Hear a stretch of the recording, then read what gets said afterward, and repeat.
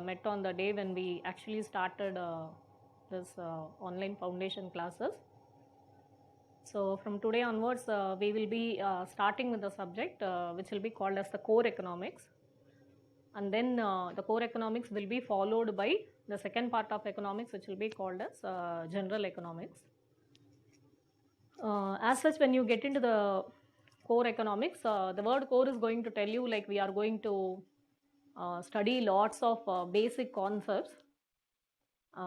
You would all have started studying the newspaper.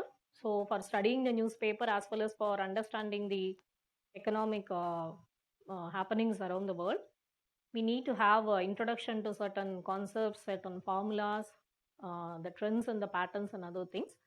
So all of those things will be sequenced in such a way that we are starting with today's macro concept, which is about the national income statistics. So from today's class, we are going to sequence the class in such a way that we move on to the public finance in the second major topic. Then we study money, banking and inflation, and we'll move on to the external sector towards the end, after which sectoral perspectives will be given. The way how we have ordered the chapters will be very much coinciding with the ordering of the chapters in economic survey.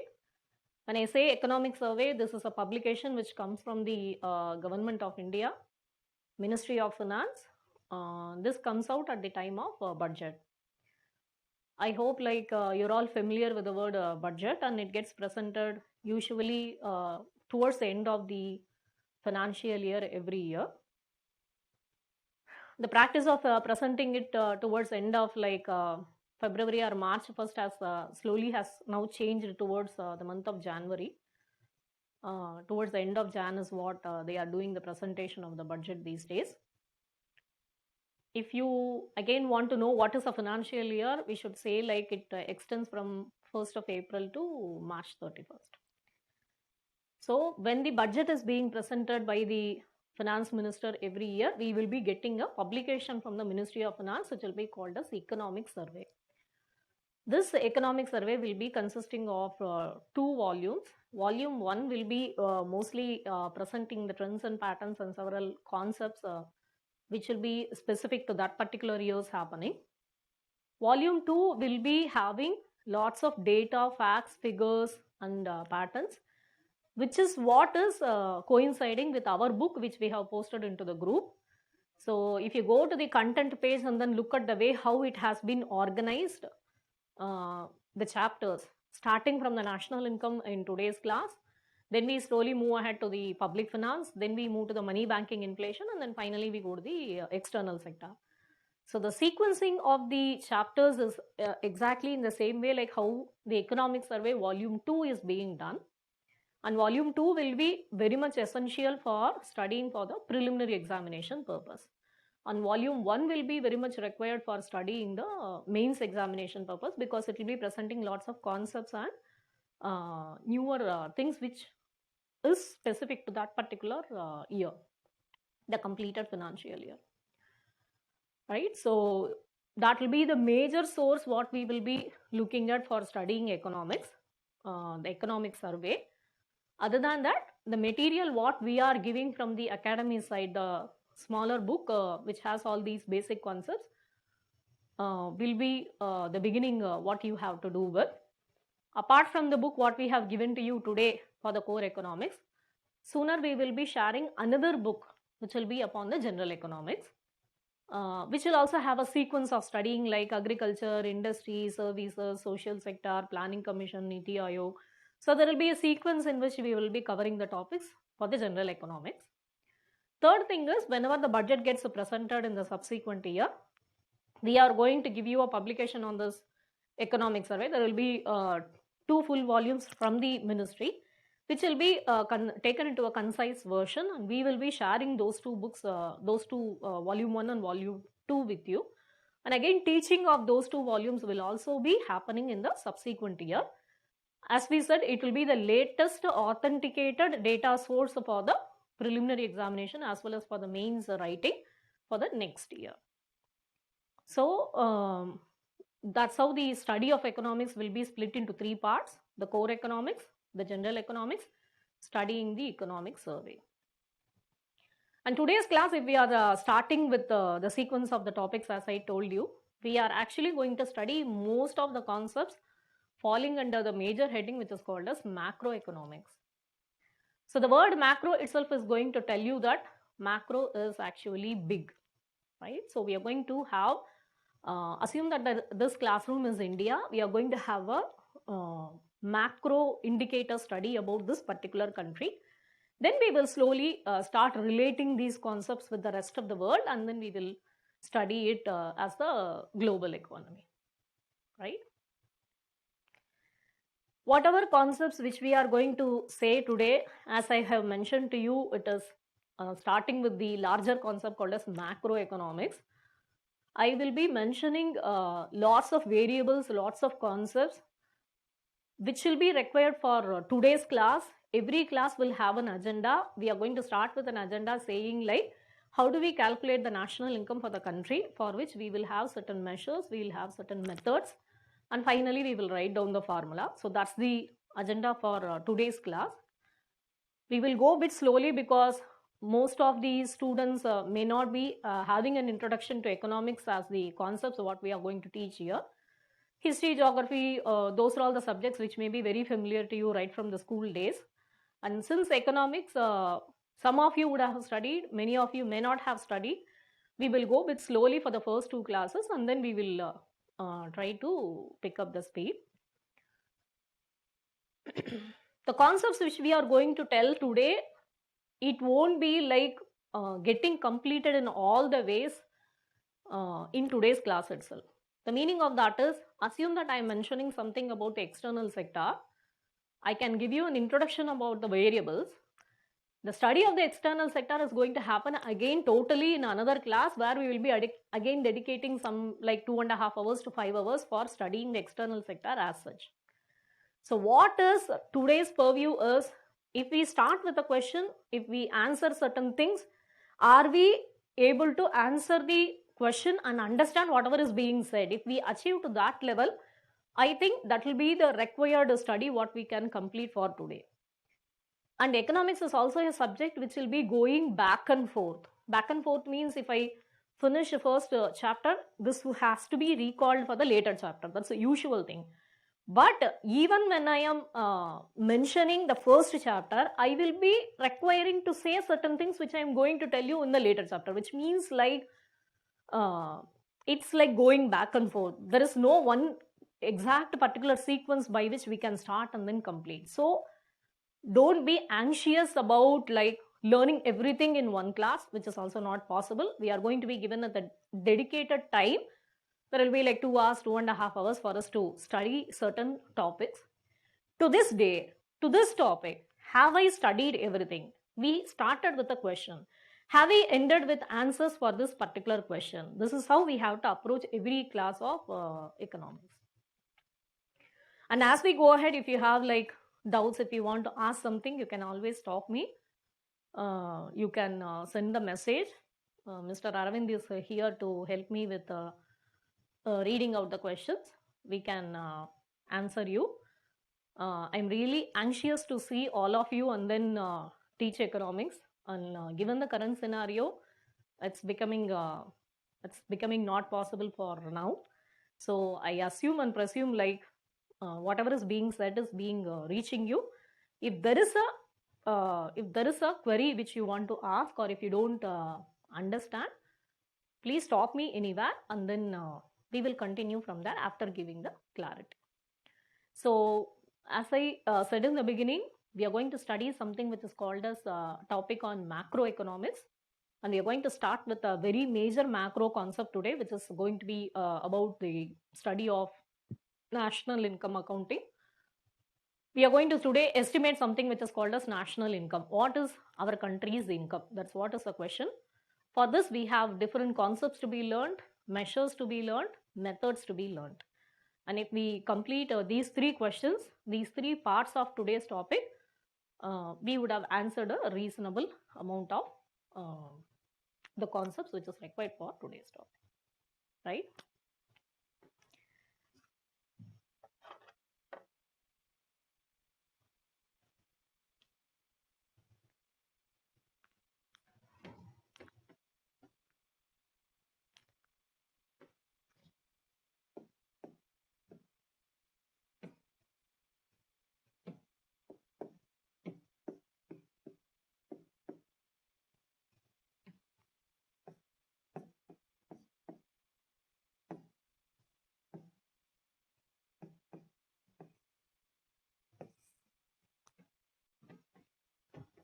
right? So we are writing the topic national income accounting.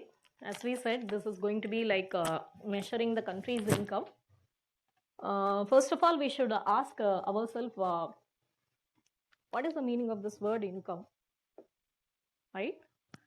So you may be thinking varieties of answers in your mind right now.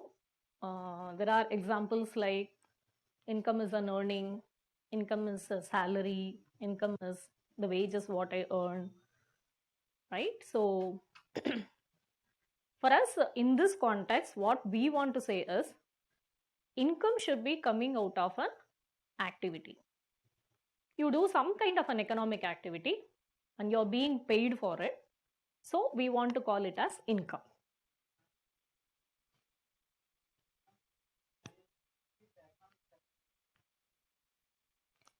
Repeating the economic survey, yes, of course, we are going to see it as a full whole study of it. Economic survey is a publication which comes out of Ministry of Finance at the time of the budget. It will be having 2 volumes in it. Volume 1 will be having concepts which will be required to study for your mains examination. Volume 2 will be the concepts how we have arranged in our economics book, and it will be mostly required to study for the preliminary examination. We are going to study the volume 1, volume 2 in the subsequent budget when it is going to be presented. For our class purposes, I am going to tell you the data from volume 2 from tomorrow's class. Today's class, whatever the national income accounting we have as the topic, will tell you the basics and the concepts. Once we are done with the basics, once you know what is to be calculated, then we go to the economic survey volume 2, pick up the first chapter, look at the data and understand how this learning what has happened in the class is actually connected to the calculations what the country is presenting. There will be larger tables on the topic what we are learning today. So those tables we will blow up on the screen here and we will tell you how it is helping us to connect these 2 things. What we have learned in the class and how is it being presented in reality, and how you can also connect this topic with the newspaper whenever they are presenting some details on the national income of the country. So that's how we go about. I'll show you the economic survey volume 2 tomorrow. Let us finish the basic concepts today. Then we will move ahead to the real data, right?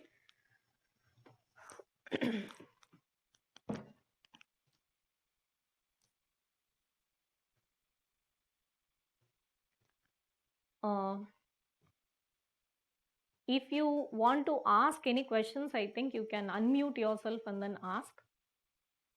I will have to make it audible to everybody, which I will do, right? So, or you make a list of questions, whatever doubts you are having. I am going to go slowly only in today's class. We will read out the questions and then we will answer, right? So now what we are starting is, we said about the national income accounting and we are concentrating on the word income. And we say income, we said like there should be an activity for which this income is being earned. Say maybe I am not doing anything, but because my grandparents or parents had accumulated wealth, and if that is giving me income, that's actually a larger concept than the income, which we will connect later. But you have to understand that wealth is something which is accumulated income. But what we are talking here is only about the income. In this current month, I am standing in the month of July 2020. Am I doing an activity and am I earning something? That is what we are going to look at. And when we are studying this national income accounting, you have to remember we are going to talk from a financial year perspective. I told you already, financial year will be starting from April 1st and then it will be going to March 31st. In this particular period, what is the income that I have earned? So now that I have told you like income should come out of an economic activity, assume that this classroom is India, the government is standing in the platform in the front. Now I look at all the economic activities which is happening in the country. And I have to understand what are the different types of economic activities which are happening in the country, and what are all the levels of income which is generated across the different types of economic activities, and calculate it and present it as a national income for the rest of the world. Right? So this is the role which the government is going to do now. But even before assuming such a bigger classroom or the bigger country and then talking about national income, let us go back to our own household. You ask yourself, I am a household in India. Do I know how much income my household is earning? Very clearly. This question you all ask to yourself in your mind. See, when I'm asking this question to myself in my mind, not every person or every household in the country will be able to tell out clearly about their income to the government or to the others. Why this is not possible? People who are all like salaried, people who all go for an organized sector work by which they know like every month I'll get 20,000, every month I get 25,000, I'll be able to spell it out very easily. But people who are in the unorganized sector, people who are doing agriculture, there are lots of other segments who may not be able to precisely tell you like what will be the income of the household for a month. Right? What I am trying to tell you here is, I've told you about the word income. Income is the word which should come out of an economic activity. You know what activity you are doing, but calculating the income for every month or for a particular period and then telling out, not everybody will be able to do it perfectly. Or sometimes even if the income is earned, there are issues with the people that when you go and ask them for the income data, they may not tell you. This is a very common thing. I hope you all know like people will be scared about paying about the taxes and other things. So they may not even tell you what exactly they are earning. Now I am the government. In the government, there is one ministry which is called as Ministry of Statistics and Program Implementation.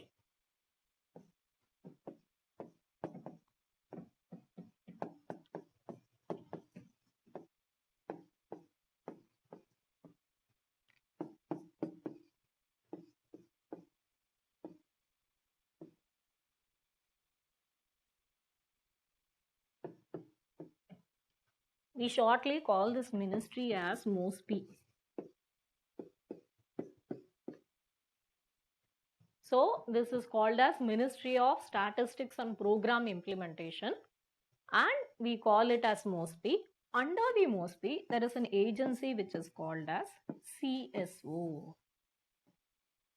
What is the CSO? Central Statistical Organization. There is yet another agency under this MOSPI which will be called as NSSO.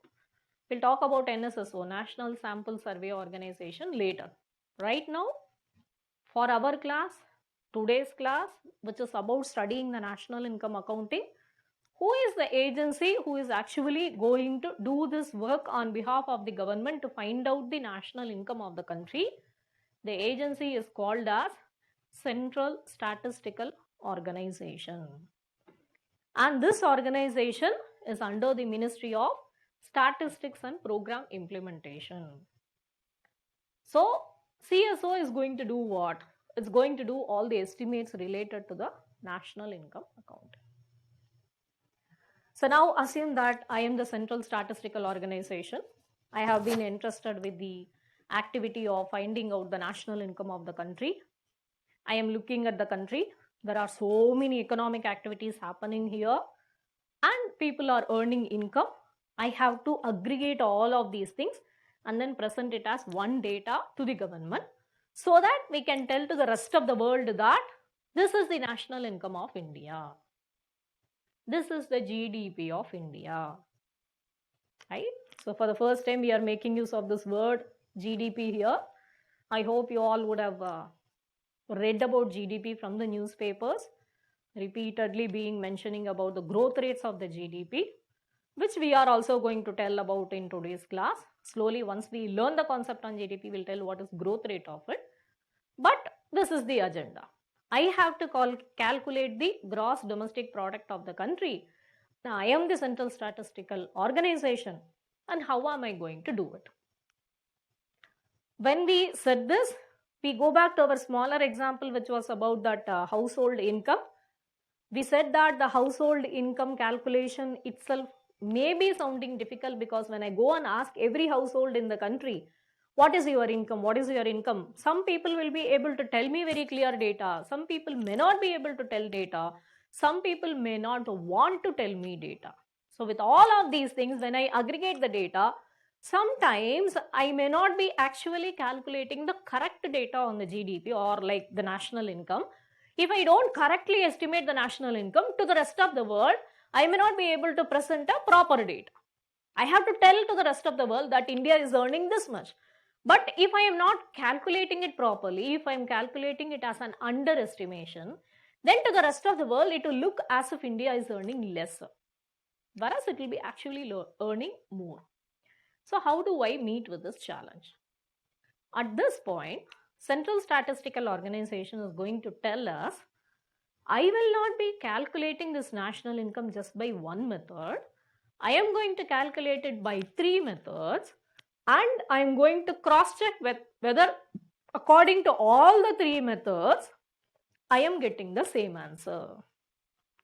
When I get the same answer according to all the 3 methods, that's when I am going to say that I have calculated without any overestimation or an underestimation the data on the national income, and now this data can be presented to the rest of the world as the data for the country, right?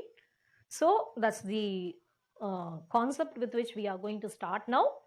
We have said we are wanting to calculate national income, and who is the agency who will be calculating it will be the Central Statistical Organization.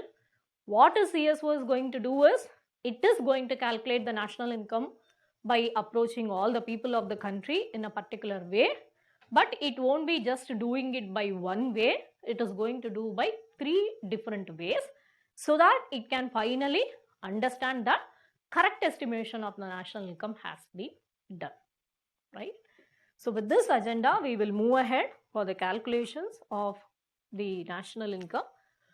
For the calculation of it, we have to learn lots of basic concepts. First of all, we need to understand what exactly is happening in the country in the form of economic activities. If we understand the economic activities, then it is easy for us to calculate the income which is generated out of it. So, to understand the economic activities, we are going to introduce a concept which is called as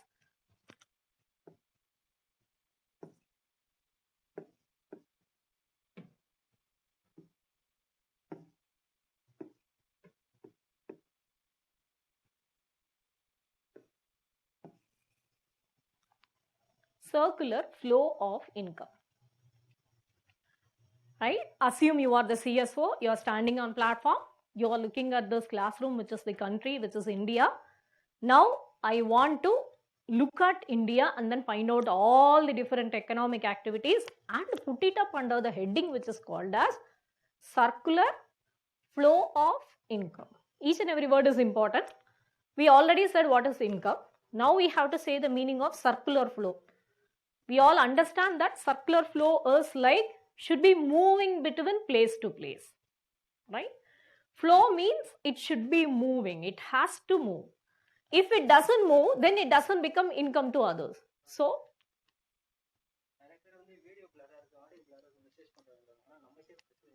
சரி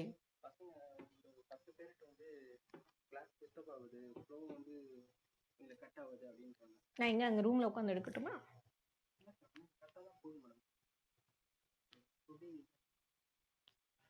ஒருவேளை அந்த இதுல ஸ்கிரீன்ல எழுதினா கிளீனா இருக்குமா? மேல போட்டுமா? ஸ்டுடியோல வேணா உட்கார்ந்து எடுக்கட்டுமா?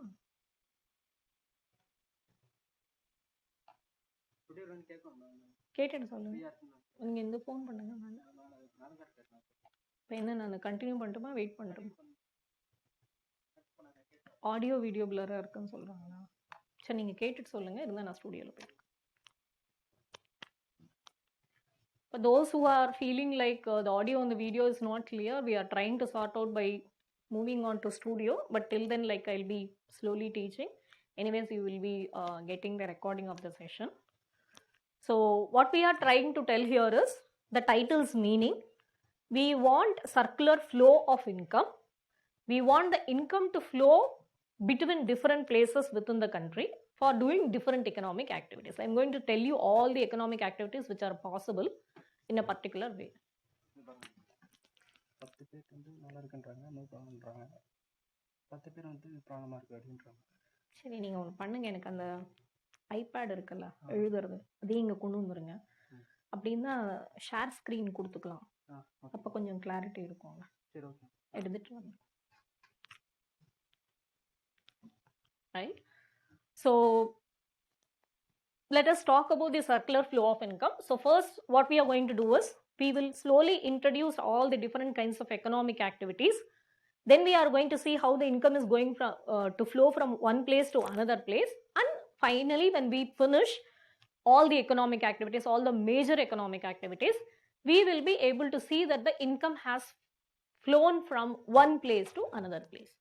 And the most important condition with which we are going to study this topic is income should not stop anywhere.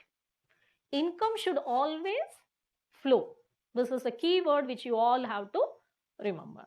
So we'll write what are the different segments in which the economic activities are happening. Then we will see how we are going to allow it to flow between the sectors. Then we will say why it should flow. So all the things will be reasoned out. Right? So to start with, two major activities. The first major activity we want to call here is the business sector, which is going to be involved in the production of goods and services.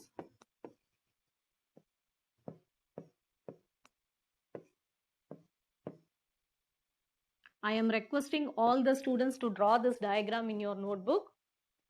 When you draw this diagram, this is going to help you study all the three methods. Based upon this method only, another like this diagram only, another 2 hours we are going to complete the concept. This is an essential concept. This is going to help you like ABCD of economics forever. So I request all these students to keep your notebook in landscape mode and start understanding the dynamics between the different sectors. So the first thing what we have said is, in the country there are lots of production activities which are happening, which I have put all the activities into the sector which is called as the business sector. Business sector is involved in producing. So the moment we mention this word production, then we are also expecting somebody to consume the goods and services. So I'm going to put another box who is going to do this consumption and call all of them as households. So this households sector is going to be involved in the activity which is called as consumption. So what we are going to say is, put an arrow mark from here to there and sell the goods and services to the household sector, and give an arrow mark from here to household to the business sector and call it as consumption expenditure. Right? So we are giving the major dynamics between the two sectors. One is the production sector, another one is the consumption sector. Who is consuming? You and me, we are consuming. We are all part of this household sector, and we are giving money and buying the goods and services. The business sector is giving us the goods and services and taking this money. Now let us ask ourselves a question. This household sector is doing the consumption expenditure, which means that this household sector has some money, which means that this household sector has earned money. And now we are asking ourselves, where did this household sector work and then earn this money so that it can spend the money? I hope you are all following me. Household sector should have money to spend and then buy. So now we are going to the household sector. We are asking, how did you earn your money? The household sector is going to give an answer I went and participated in the production process. I got my income, and that income only now I have spent. Now I ask the household sector, how and all did you participate with the production sector? The household sector says it has given the variety of factors of production. என்னப்பா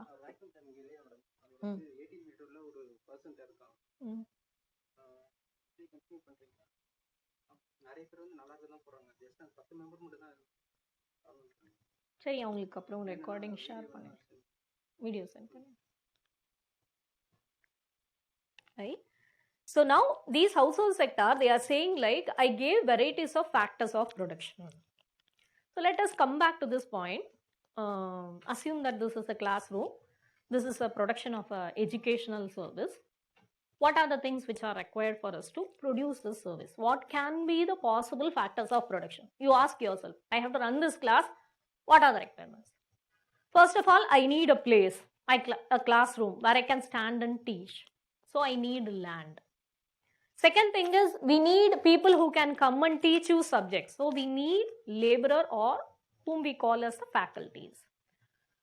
Third thing is you are seeing the projector, you are seeing the laptop, you are seeing varieties of mic and other infrastructure here, which means that we are requiring some capital to run this class. And the last thing is there should be somebody who should be taking the management into hold so that the schedule can be announced to you, the receipts can be given to you, the books can be given to you, your queries can be answered. So there should be an overall management. So this is what we call as the factors of production for a particular service like an educational service. The same thing we are going to tell, you assume any kind of a production activity in the country. Say for example there is a farmer.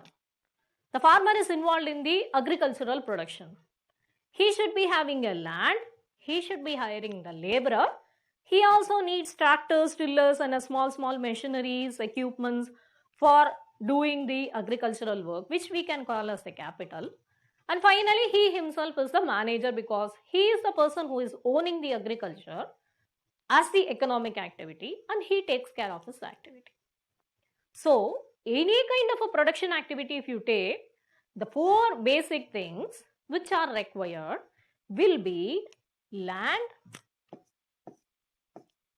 laborer, capital and management.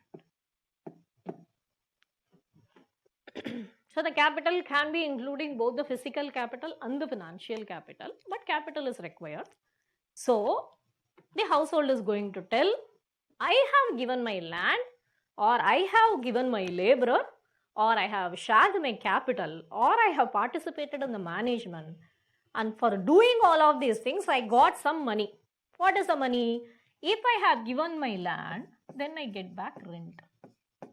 If I given my laborer, I will get salaries or wages. If I had given my capital, I will get back interest.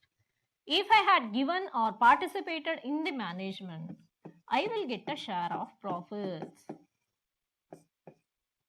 So this is the income which comes into the household sector.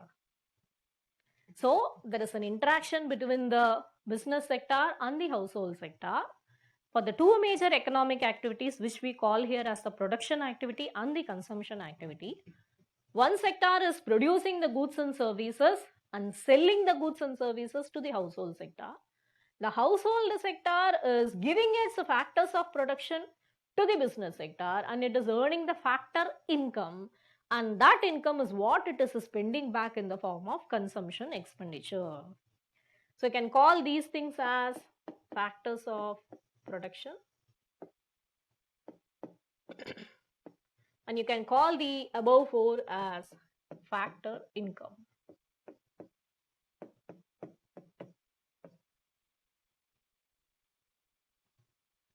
Now all we have to remember is two words. Whenever I mention a box, you stand inside the box and you ask yourself, how did this box earn and how did this box spent. So to start with, we now know the two economic activities, the way how these two boxes are interacting, the way how the participation is happening. I get into the business sector. I tell to myself, I have earned by taking the consumption expenditure. I have spent by giving out the factor income. Now I shift from the business sector to the household sector. I stand inside the household sector box. And now I am going to say that I have earned by taking the factor income and I have spent by giving out it in the form of consumption expenditure. Everybody is clear? Is there any doubt in this? You want to? Factor income is whatever you are earning against every factor. If you are giving your land, you will earn rent. If you have participated by giving your laborer, you can get either a regular salary or you can get the wages. If you have given your capital to the business sector, you will get back the interest. And if you have participated in the management, you will get the profits. So all of these four things together will be called as factor income, because you have given your factor of production to the business sector, by which you have earned this factor income. Right? So factors of production will earn the factor income. Whenever we are introducing a sector, you have to stand inside the sector and say that, how did I earn? How did I spend? That is what we have said for these two boxes. Whatever is the earning for the business sector is the spending for the household sector. Whatever is the earning for the household sector is the spending for the other sector. Right? So that's how we have explained the interaction between the two boxes. And now we are going to write something based upon this. For writing the formula, go back to the title, look at the title, circular flow of income. Now I am going to tell you one condition to write the formula. The condition is this: whatever a box is earning, it should spend everything. That is the condition. It is called a circular flow. Why am I asking the box to spend everything? Because it should not stagnate anywhere. Income should not stop anywhere. You should allow the income to flow. How are you going to allow it to flow? You are going to say that household sector earned the factor income. All the factor income is being spent in the form of consumption expenditure by buying the goods and services. So now we are going to write the equation, the beginning of the equation, which will be called as consumption is equivalent to income. Right? Or you can write it as income is equivalent to consumption. Right? The assumption here is you are spending all the money what you are earning. Now we will ask ourselves, in the reality, do we do this? Not every one of us, we don't spend all the money whatever we are earning, but we will want to do a bit of the amount as called as savings. Now we will ask ourselves, where will we save the money? We have to have a place where we can save our money. So what is this place called as? It is going to be called as the banking system. So now I am going to put a box which will be called as banking sector or a financial sector, whatever way. And what am I going to do? I am going to put some amount in the form of savings. So let us go back to our assumption. Assume that 1 rupee has been earned in the form of factor income by the household sector. That 1 rupee was very conveniently running into the business sector in the form of the consumption expenditure. But now the household has started thinking about saving the money.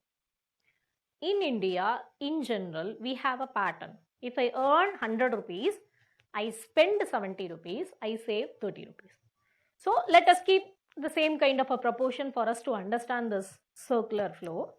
I'm going to say 70 paise went back in the form of consumption expenditure. 30 paise went into the banking sector in the form of savings. Now the 30 paise is inside this banking sector. My condition is circular flow of income. The income should flow. It cannot stagnate anywhere. So now I look at the banking sector and then ask, how are you going to give out this money? You're having 30 paise in your hands. I want this to flow. So then what will be the answer given by the banking sector? It will say that I will give it out as loans. So I am going to give the loans to the business sector and I'm going to call it as investment expenditure.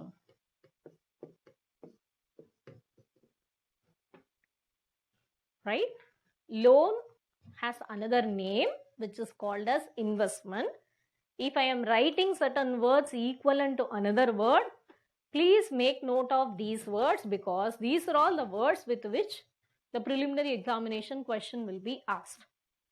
The question will not be directly upon the word loans, but it will be talking about the word investment expenditure.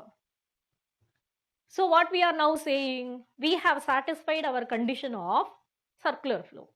How did we satisfy? The households earned the income in the form of factor income.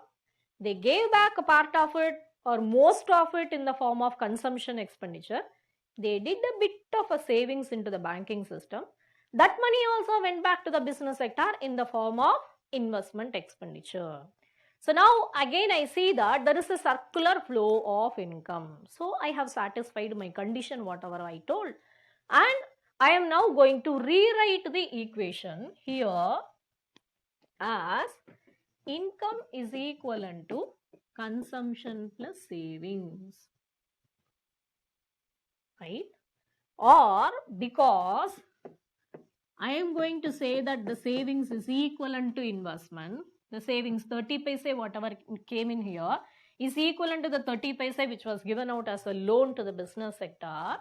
I can also rewrite this equation as C plus I.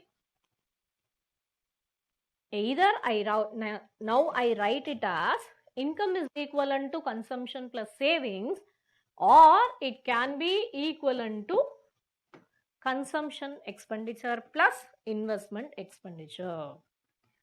Both are going to be the same answer. But you should know how to write it by understanding the fact that savings is equivalent to investment. Right? Is there any doubt in whatever we have said so far? We have so far introduced three major sectors of the economy. One is the business sector where the production activities are happening. Two is the household sector where the consumption activities are happening.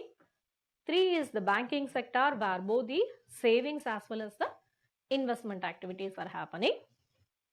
Now you stand inside the banking sector.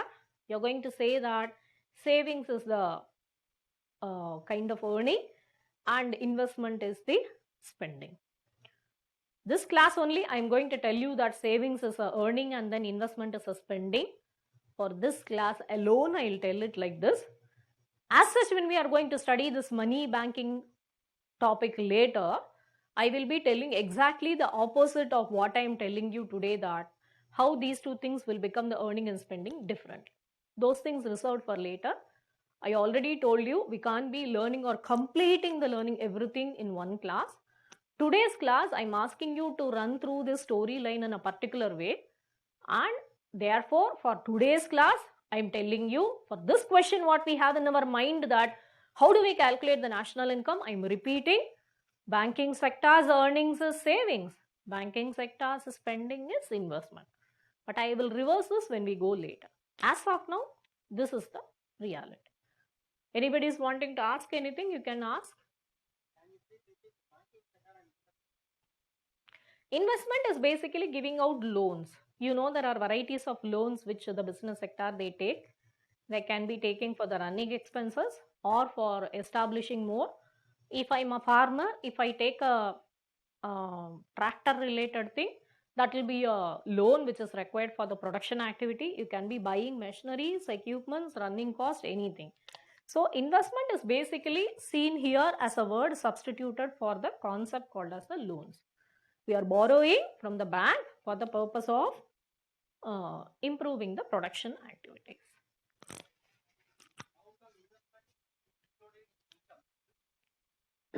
I will answer this question once I have finished all the three methods. I am only telling you right now a concept which is titled called a circular flow of income. I am telling you how and all the income can be earned, how and all the income can be spent. I am telling you both of these things because as a central statistical organization, I have a challenge in calculating the national income by one method. Already I told you I am going to do it by three methods. So unless I understand how the country is earning and spending, I won't be able to give a precise answer. So investment is going to become part of the national income calculation, which I will tell you once the concepts are over. As of now, just looking at the diagram, standing inside every sector, we are doing two things. One, how the box is earning. Two, how the box is spending. If we keep following this, you allow me some time to build the diagram, then I will answer the question. Anything else, Arvind?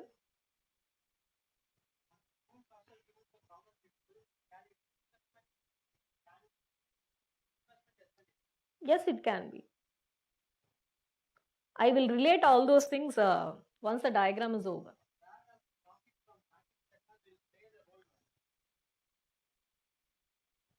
See, whatever I have told you today is again not 100% true. Why it is not true is, in no bank they will take 30 paisa and give out all the 30 paisa in the form of the investment expenditure. What I am teaching to you right now is a theory.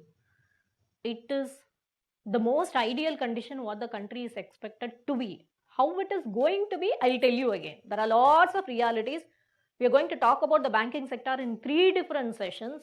I'll tell you how. I told you already how the savings and the this investment expenditure they are going to be toppled with their heading as earnings and spending. All those details later. I can't be covering everything about banking sector in today's class. What I am trying to ask you to understand is, if I am the bank, I take savings from all the people, and if I am the bank, whoever is asking for the loan, I am giving out. I am just contextualizing here in a particular way this activity of the banking, right? Your question is right. Why can't this business sector do the savings? Why can't this household sector can't take investment? Of course they can take, but if I write everything, the diagram will look so complicated. We are reducing the complexities. We are not going to say no to any of the realities. And whatever I have said so far is also not like the reality, because the savings, whatever I said 30 paisa is going out in the form of investment expenditure as 30 paisa is also not true, because later we are going to tell in the banking sector something called as cash reserve ratio, where a percentage of it should be kept with RBI. Statutory liquidity ratio, which the banks should be keeping with themselves. All those details I am not talking here. So please allow me to just look at this diagram as a simpler concept and complete it. Each and every sector is going to be taught to you in a different class for 2-3 sessions, after which you will be able to come back and connect it with the larger picture. So this is a macro class, which is why I told you back and forth. If I finish banking system, only then I can talk to you about all the details of it. I don't have the scope to do it in today's class. So just allow me to complete this diagram in a particular way, which the theory says this should be equivalent to this should be equivalent to this. So we keep on building the facts. I am not saying no to any of the realities that anything can interact with anything, but we are giving a simplicity of the diagram, right? Anything else, Arvind? I have not completed the diagram yet.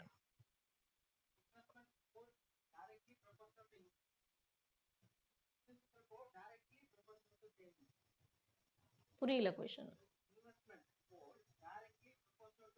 It is not directly proportional and all. Investment is equivalent to savings. That's all. It is a equivalence. It is not like if savings is increasing, investment increasing. That and all we are not trying to tell here. We are only simply saying whatever is saving is going out as investment. That's all. Whether it is really true in the reality, that's a different picture. I am talking to you about a theory.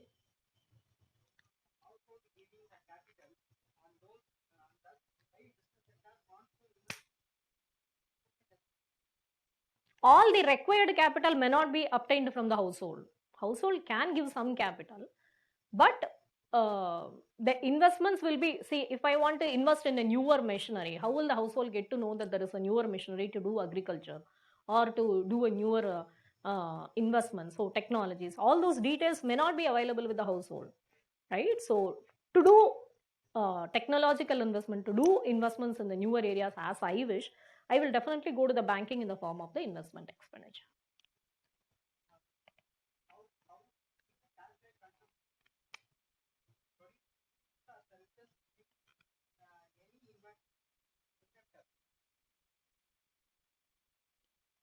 I will tell you why all these, the consumption is simply like if you have a bill that's called as consumption.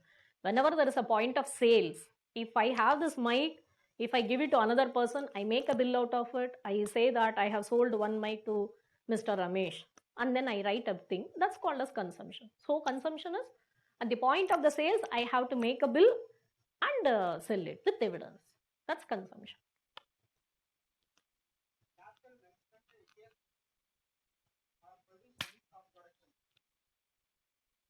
Capital can be both. As a household, I can give my savings or I can give my money to the business sector. I can invest a part of it into the business sector and then earn the profits out of it, right? Or I can give my machineries and equipments to the business sector on a rent and then earn money out of it, or I can earn interest out of it, right? So capital can be both. I'll tell you about the capital in a detailed manner as we go ahead. Once we have finished the basic concepts, or rather the basic circular flow of income, I'm going to show you the real data on the capital. At that time, I'll tell you what are all the different types of capital.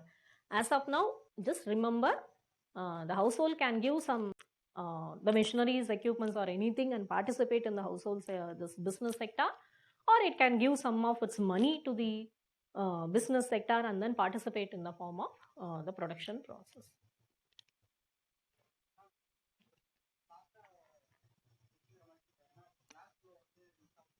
Sure. So if there isn't anything very significantly affecting our understanding, we continue with the class, and then maybe towards the end of the session, I will answer all the questions. So as of now, what we have is three different sectors. Now we are going to introduce to you another sector, which is going to be called as the government sector.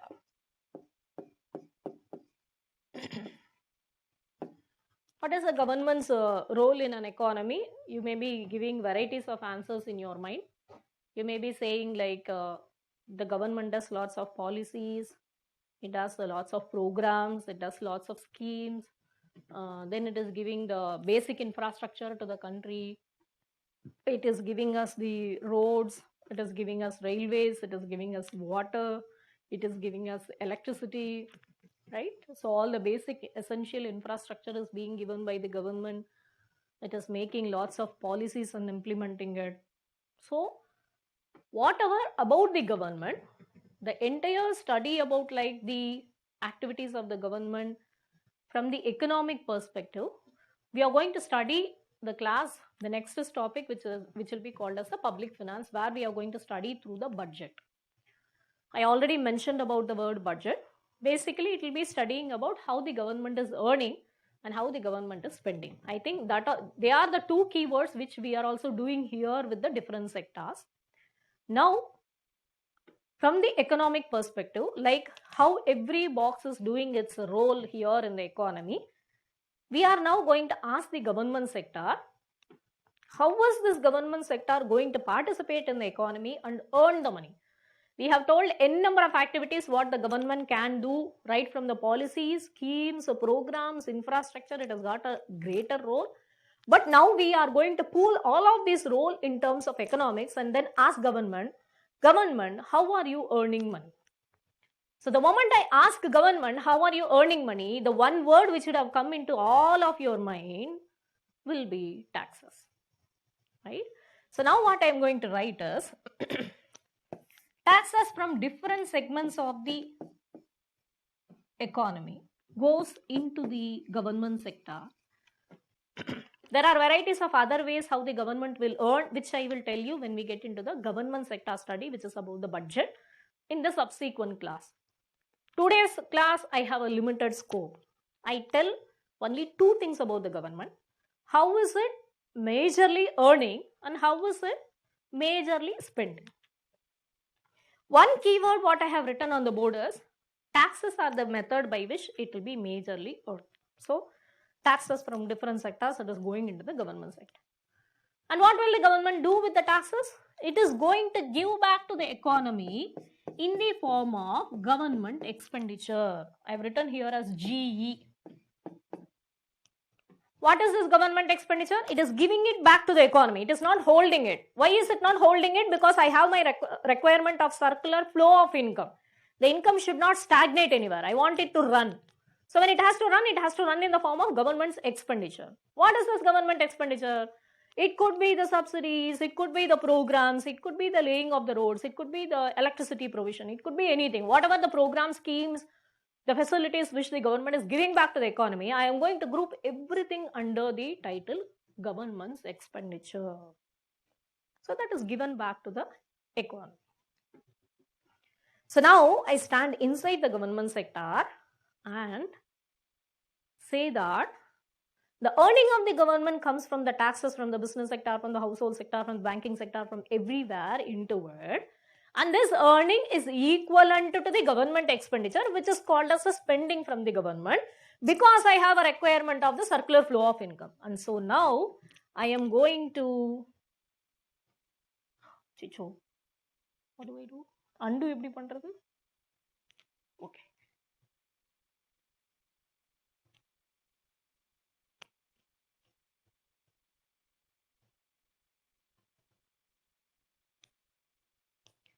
I am going to rewrite this equation as income is equivalent to consumption plus savings plus taxes, or consumption plus investment plus government expenditure, because I assume taxes is equivalent to GA. Right? So now the household sector, we'll start from the beginning to summarize whatever we have said so far.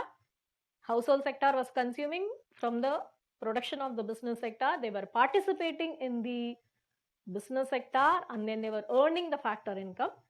That income was going out in the form of consumption expenditure. A bit of it was going in the form of savings. So we said first initially income is equivalent to consumption. Then we said income is equivalent to consumption plus savings. Then now that both these people are paying the taxes to them, so a part of it is coming to the government sector in the form of taxes. So consumption expenditure plus the savings plus the taxes, that is one form of summarizing the income which is there in the economy. Or we say it as consumption expenditure plus the savings was replaced with the word investment already. This I is different from that I. So I should write it as IE for your convenience.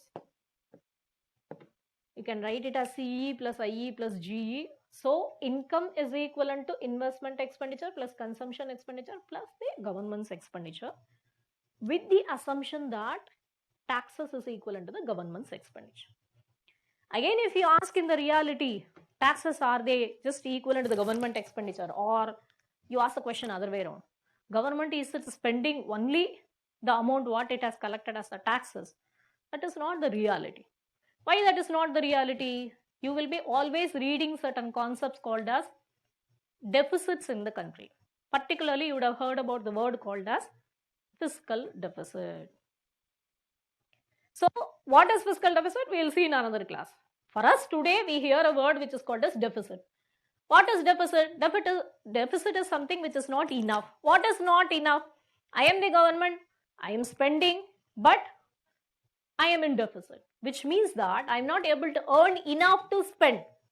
Which means that according to this theory, if we say the government spending is equivalent to the earning only, it is not true. It is not reality. But for the theory's sake, for completion of this diagram to summarize the major economic activities of the country, we accept the fact and we write it as the government is spending, the government's expenditure equivalent to the taxes, right?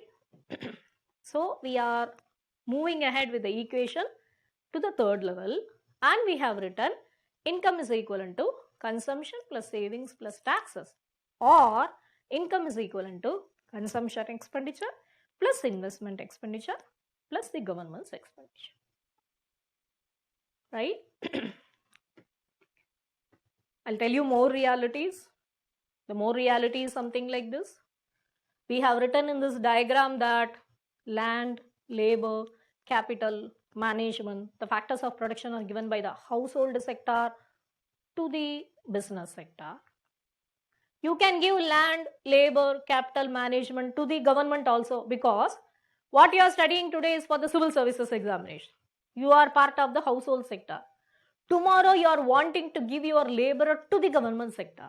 You want to become an IAS officer, which means that you are going to give your laborer to the government sector.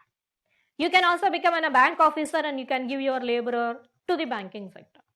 We are not saying no to any of these things. You can earn salary from banks, you can earn salary from the government, and we have written here one box called as the business sector, where we are dedicating all the production of goods and services into the business sector. You must be knowing that the government sector is also involved in the production of the goods and services. Government is having lots of services production, including the telecommunication services, tourism services. There are varieties of services what the government sector as such does. And you would have heard about the Navaratnas, Maharatnas, Mini Ratnas, which are involved in the production of the goods, right? So this diagram is not to limit any of the reality. This diagram is to tell you the major things which can happen in a particular way in the country and the flow of it. And accept it as a kind of a theory where it is saying all the expected conditions. Savings is equivalent to investment is expected, but it may not be equivalent. Government expenditure should be depending totally upon the taxes and they should be equivalent to each other. It may not be there in the reality because we always have a deficit in the country, right? So one is the ideal condition, the theory condition. Tomorrow when we look at the economic survey, you're going to actually see how this is not actually happening. But still we have a method of doing the calculation and arriving at it. So that is the challenge, the theory, the availability of data, and the results presentation. This is how it has to be realistically studied for economics, right? So we have reached up to the sector of the government sector, where we said like government is the policy making and the overarching agency which is overseeing all the activities of other sectors in the economy, and it has got a major role. And here, standing inside the government sector, I just look at two roles of the government. One is the earning, another one is the spending. And I have put all the earning and the spending back into the economy by equating it in the form of the equation, right? So now we are going to go beyond this and then introduce the final sector into the diagram. If there is any major doubt, you can ask me now, else we proceed and then look at the doubts later. Arvind, anything specific?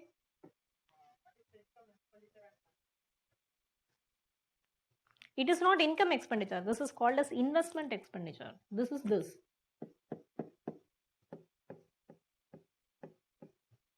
This investment expenditure which we called as loan is what I have written here as investment expenditure. This I is income.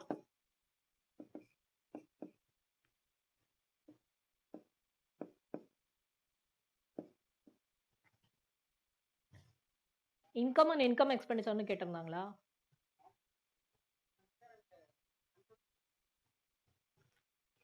Consumption expenditure is with what we started the explanation. Consumption expenditure is if I am buying pen which is of 10 rupees, if I give 10 rupees, it is a expenditure which I have spent on consuming this pen. So if you are buying the goods and services, I want to name that spending which has been spent towards the buying of goods and services as consumption expenditure. I hope I am clear on it. In the beginning of the class, we said like business sector produces, household sector consumes. When for the purpose of the consumption, what is a consumption? You are buying a good or a service. I am buying this pen. When I buy this pen, the amount whatever I give will be called as consumption expenditure. And we gave the explanation, how did I get this 10 rupees to spend in the form of consumption expenditure, by saying that the 10 rupee would have been earned by me by participating in the production of this pen. That's how I have given the nexus between the two sectors. Are we clear?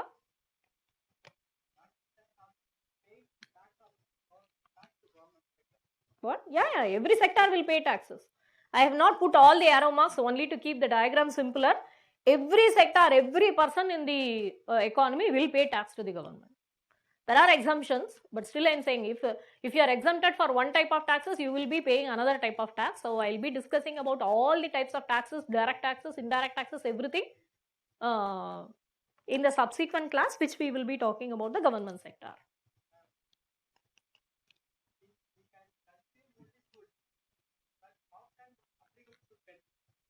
Purila.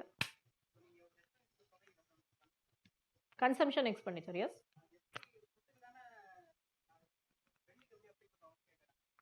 See, please, in economics, no, you extend the English meanings of it, right? I told you consuming is not the consumption of the food. If you buy, I will call you, if you buy a TV, I'll call you as a consumer of the TV, which means that you are consuming the good, not the physical consumption, but it is about enjoying the services or the enjoying the facilities out of a commodity or about a service. So the consumption is a larger meaning than the English when we talk in terms of the economics perspective. Solunga Aparna, tell me Aparna. Good morning, ma'am. Morning, ma. Ma'am, my doubt is regarding the investment and income, ma'am. Both are denoted by the same letter I. You can specify it as in your own way. For the formula sake, in economics, we follow certain notations which we don't change. Okay, ma'am. Today's class, I can tell you repeatedly that this left-hand side stands for income. Right-hand side, I Yes, is written as CE plus IE. Tomorrow, in UPSC, they will ask you a question where you will have to write it as C plus I plus G plus, there is yet another formula which I am going to complete now. So at that time, if you don't know that the right-hand side I stands for IE, then we may not be able to answer the question. So what I am trying to do here is, the knowledge part we are imparting, but we are also telling the way how the economics has to be looked at. We can't give different notations to different things. So please start accepting the left hand side I is income, the right hand side I will be investment expenditure. Okay, ma'am. Thank you, ma'am. Yeah, ma'am. See, me teaching with the different words or different substitutions, it's very easy. I can even write it here as loan, which will be very closer to your heart. You will understand immediately when I write here as loan. But that's not how UPSC is going to ask you the question. It is going to make use of the word investment expenditure in the question. At that time, your mind should automatically work upon that. It is the loans which are given to the business. So the parallel words, how the answer should be, please learn the language of economics from today onwards, so that we complete it as it is to be studied, right?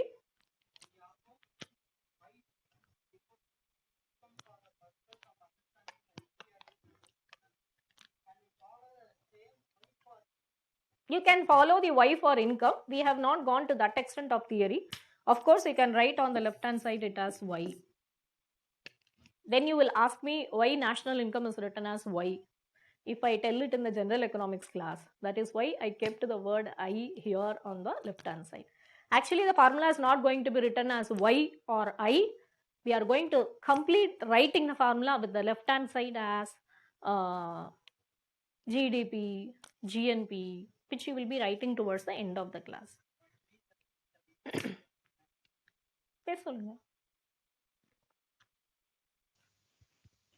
Morning, ma'am. Morning. Ma'am, in this formula, you have written I is equal to C plus S. I mean, consumption plus savings, no, ma'am? The second. Consumption plus So savings. can't we write the consumption expenditure over there, ma'am? Or it should be You can consumption write only? it. Wherever I am writing on the right hand side, You can write it as consumption expenditure. There is no nothing wrong in writing it. But in when you're writing consumption, you write it as C. When you tell it out, you call it as consumption expenditure. See, when I finish the methods, no, all the clarity for you will be reached. As of now, if you want to write this C plus S as CE plus S, you write it. We don't have a problem Yes, in it. You can write okay, it. ma'am. You can write it. Thank Here you, ma'am. also, if you want to write it as CE plus IE, you write it.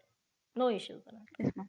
I'll tell you Okay. the meaning of why we are presenting both the kinds of equations and why we are going to pick and choose one particular form of the equation. I'll tell you the reason why we are going to write both, but we are going to pick and choose one. That once we are done with the basics. That I'll tell you. Thank you, ma'am. Yes, thank you, ma'am. Arvind, anything else? Shall I go ahead?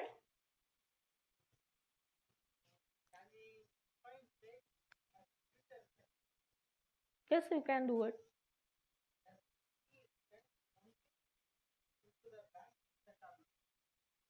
No. See, students, please look at this word arrow mark, what I have given GE.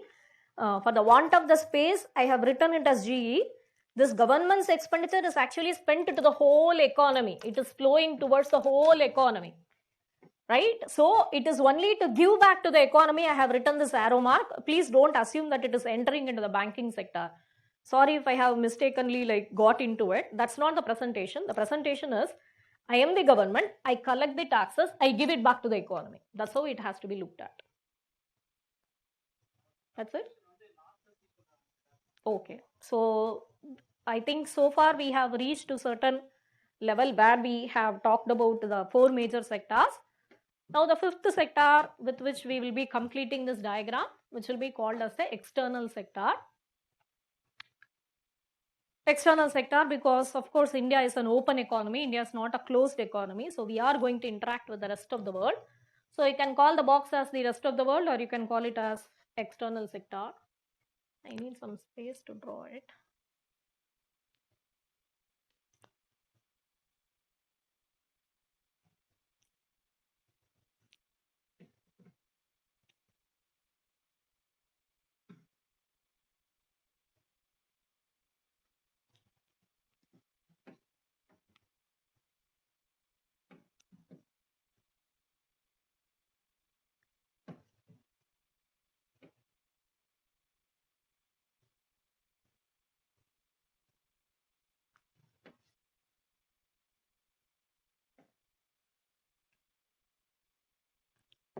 So here I am drawing the last box, which is called as the external sector.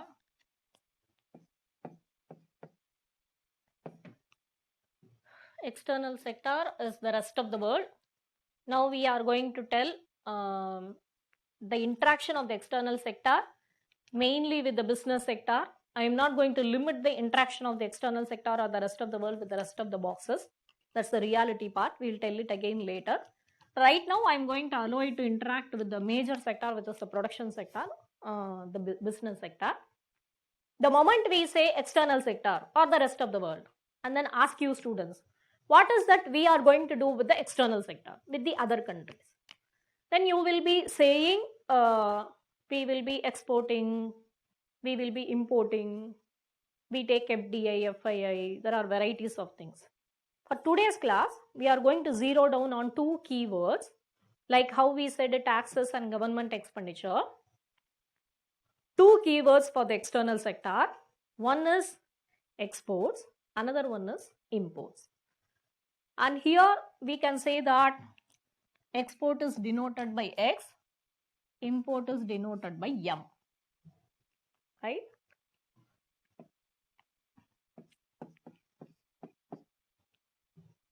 We are exporting the goods to other countries, goods and services. We are importing the goods and services from other countries. These are the 2 keywords. You cannot write export and import with any other notation.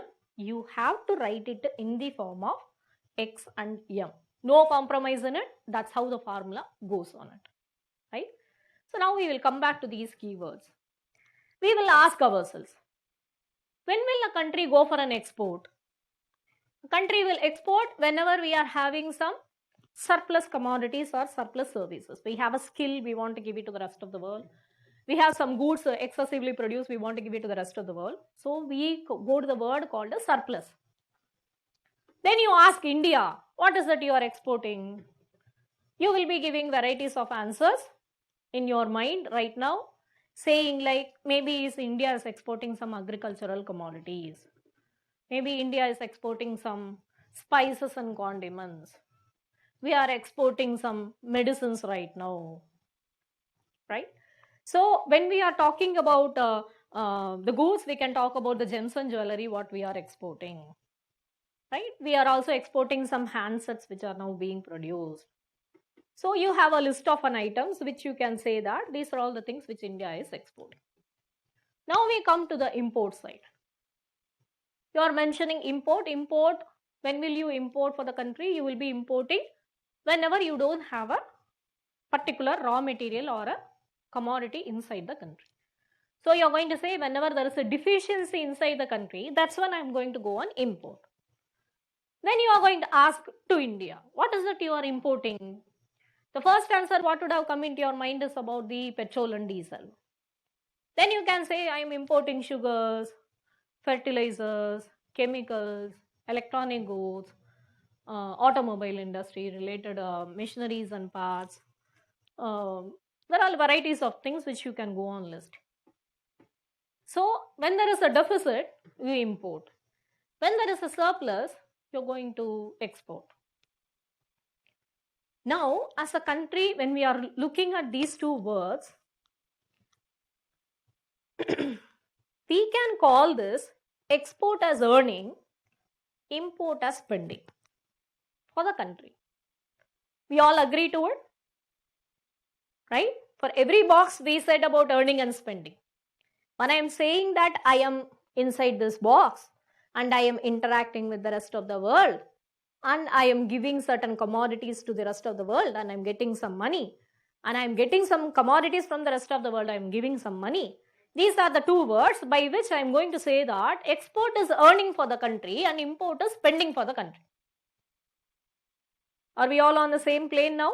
Have you all understood what we are saying? Like how we said savings and the investment, taxes and the government expenditure, income and the consumption. We had been saying so many things. So now we have got into the external sector where we have traded with the rest of the world through the words exports and the imports. And now it is a situation for me to summarize the activity of this box with the country and say that the country is earning by exports, the country is spending by imports. Now the question comes. Are we exporting because we are importing? You ask yourself in your mind. The answer is going to be no. Partially yes, mostly no. Why is it no? If I am a farmer, if I have some surplus in producing the cashew nut this year, I sell it. If I don't have the surplus because there were no proper environment or the rainfall or the required condition, then I may not be producing enough of commodities. If I don't produce, then I don't export. But because that I have not produced a surplus, India is not going to stop importing the oil because oil is a basic essential raw material to run the country. The petrol and diesel. And if we again go to the import side and then say that, am I importing only because I am exporting? Of course, there is a larger objective. We have to balance. But are we balancing? Are we really balancing? Are our exports more than imports? Are our imports more than exports? It is usually our imports are higher than exports. We can't say here, like we said for the rest of the diagram, that this should be equivalent to this. What is it? Savings should be equivalent to investment expenditure. Taxes should be equivalent to the government expenditure. Even for the theory's sake, we are not able to say that exports and imports should be equivalent to each other. Even for the theory's sake, we are not able to say that. So then what do I say? I have to include these two variables into my equation. I have a practice of writing it. Now I can go very conveniently write the equation and convert it because I've got the last sector. Now the equation should be sounding something like this. What is sounding something like this? C plus I plus G plus X. I can write any one of these two things, either the X or the M. Provided if my exports are equivalent to imports, provided the country is having the surplus equivalent to its deficit. Is that the true situation? It is not. Then what do? I am going to write in a format. I have to include these two variables and then summarize it towards the formula of the income, national income. But I am going to write it as C plus I plus G plus X minus M. What is this X minus M? Exports minus imports. Or it can be said as earnings minus spending. If I have earned anything over and above exports, I am going to earn certain income to the country and add it on to the country. I am studying something which is called as calculation of the national income. I don't know yet how to summarize everything and then put it into national income, which I'm going to do in a few minutes. But right now, my larger agenda is to understand the different sectors in the country, how every sector is performing, how every sector is earning, how every sector is spending, and then maybe I will summarize all the sectors earning and then call it as a national income. Maybe. That's one of the methods what I'm going to do now. When I am doing that, for every sector, first of all, I have to declare what is the income, what is the earning, what is the spending. When I'm doing that, in this particular sector, I am not able to equate the earning and the spending because of the peculiar nature of the sector itself. So what do? I write only as X minus M. I don't write this equation as C plus I plus G plus X or C plus I plus G plus M. I write it as C plus I plus G plus X minus M. I hope everybody is on the same platform.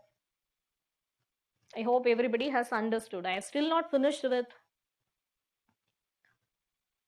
external sector. This is one part of it. Now we are going to say another part of the external sector. What we have said so far is about the exports of the goods and the services. புரியல என்ன புரியலன்னு சொல்லணும்ல இவ்வளவு நேரம் சொன்னது எதுவும் புரியலையா external செக்டார்ல புரியல क्वेश्चन படிங்க ask them to ask something specific. See, I have told two keywords. One is exports, another one is imports. Export is whenever you have a surplus. If I have 10 pence, I require only 5 pence in my country, I can give out 5 pence to some other country. So that is selling the surplus. Import is I need diesel inside my country. I don't have diesel production inside my country, so I take diesel from outside the country. That will be import. External sector தான் பண்ண நடத்திட்டு இருக்கேன். அதுல தான் ஸ்பெசிஃபிக்கா கேட்க சொல்ல. See, I've said எதுவுமே புரியல. சரி, okay. So we get back to from the beginning. So what we are trying to say is exports and imports. These are the two key activities which you can do with the rest of the world. When you do these two key activities with the rest of the world, the one logic what I want you all to understand is when the country has a surplus, it will give to others, which I call here as exports. When the country has a deficit, it will take from the rest of the world.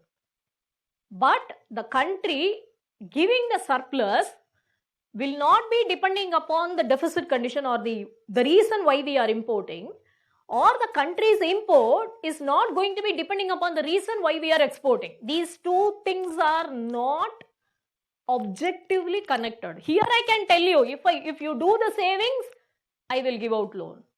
If you give me the taxes, I will spend for the economy. But with the same logic, I won't be able to tell you that if I export, I will import.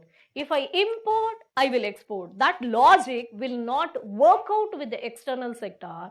The logic which works out for the rest of the sectors here will not work out for the external sector.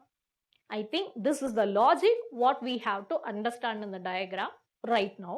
With that logic only, I am telling you that this equation cannot be completed by saying C plus I plus G plus X or C plus I plus G plus M.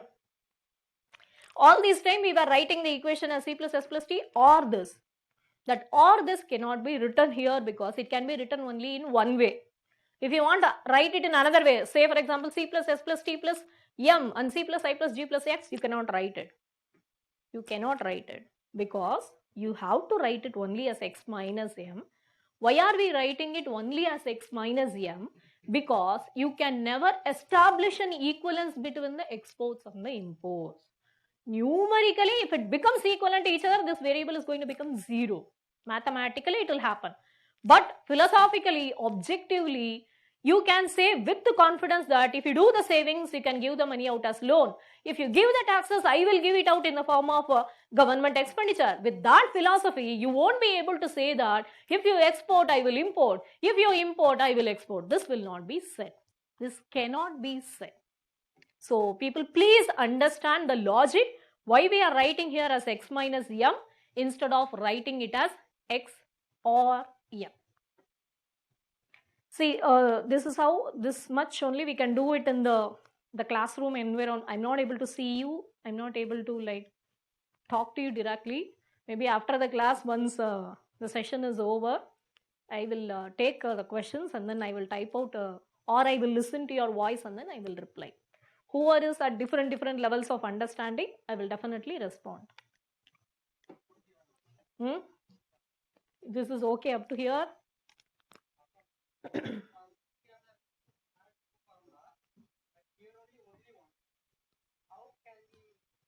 Read again.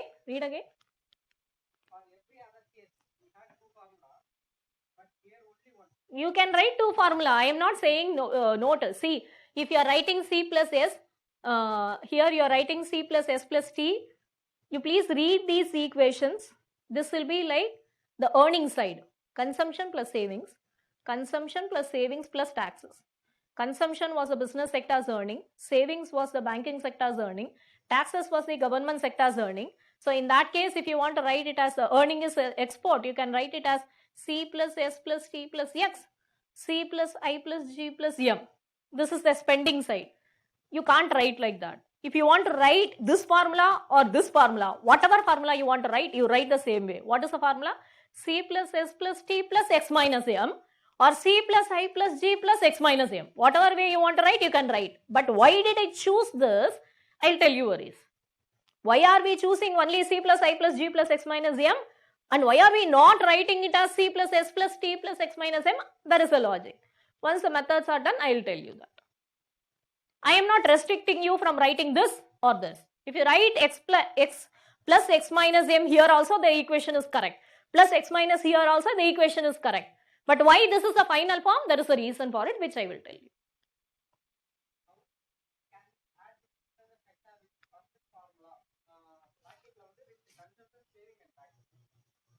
How can we add means we are interacting with the rest of the world, and so if there is an earning by the interaction with the rest of the world, because it is an economic activity, I am looking at this classroom as my country and I am asking this classroom, how did you earn? One fellow is saying I produced, one fellow is saying I consumed, one fellow is saying I worked for bank, one fellow is saying I worked for government. Somebody is standing closer to the door and he is saying I interacted with a fellow who came from outside and I earned some money. I have to take into account that money also, because that is inside my classroom right now. Because this is inside my country and I have earned some money which has to be added to the concept of national income. So external sector's earning will also be accounted for, because export is an economic activity, import is an economic activity, and export minus import, when it turns out to be positive, this is to be added to the earning of the country.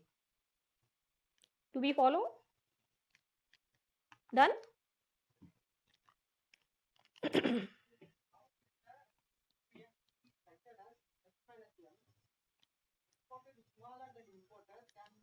It can be spending. If x minus m is bigger, you are going to minus out some income out of the country.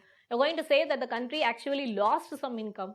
That also you have to agree. But you have to agree the economic activity. For India, of course, x minus m, x is not always bigger. M will be the variable which will be always bigger than the x. We do agree to it. In that case, we are going to say that actually the country lost some income instead of earning the income by interacting with the external sector. That also we have to acknowledge.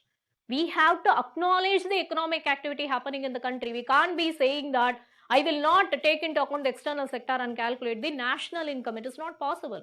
So you have to account for the external sector, but you have to say whether we have finally earned for the country or have we finally spent from the country.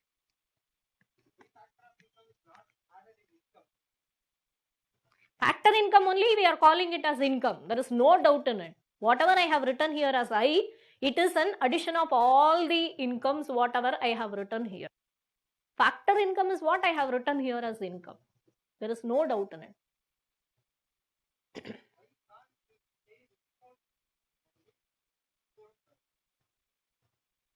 Why can't we say import is linked to export, sir?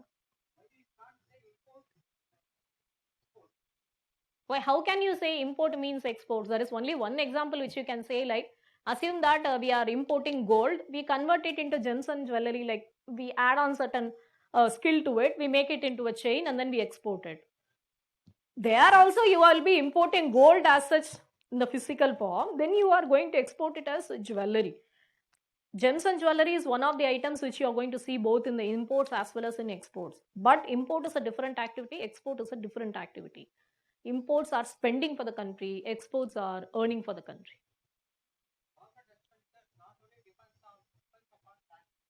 Agreed, completely. Government expenditure is not depending only upon the taxes.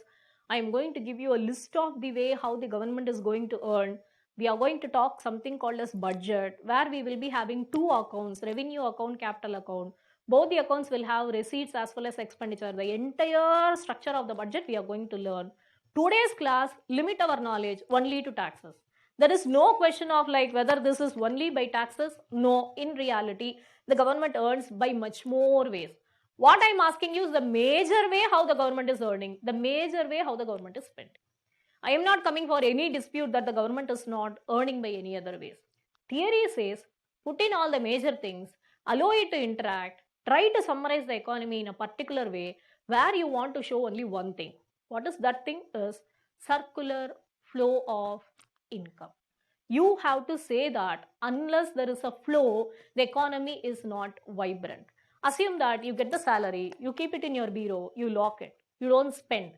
Why should you spend? You should be spending upon the consumption of the goods and services. If the money is lying inside your house, we are going to call it as stagnation of income. The income should be flowing from hand to hand. Only when the income flows from hand to hand, either in the form of consumption or in the form of savings and which goes out in the form of loan, or you pay the taxes, unless it is circulating, we can never say that the economy is living, economy is vibrant. Assume that everybody is getting salary and keeping with themselves. How will the producers sell their goods and services? It will actually result in economic depression. So we have to allow the money to flow from place to place or from sector to sector. I need to complete, we haven't even reached 50% of what we wanted to do for today's class. I'm going to tell you 3 more concepts upon this. All we have done so far is, we have put, புரியல Priya hand rice பண்ணி லாஸ்ட்ல பார்த்துக்கலாம் முடிக்க முடியாது so already like 12:15 after 12:30 I'll take your questions. Allow me to like do at least 2-3 more concepts. We are going to tell you certain measures, then we will slowly move to methods. I don't think I'll be able to complete today. At least some basic knowledge I will impart upon circular flow. I'll tell you some measures. Whatever from now onwards I tell you will have to be connected with the circular flow. The learning is everything within this diagram, whatever I have given to you. When once we have reached to that stage, then slowly when we get into the methods, you will be able to put things into place very easily.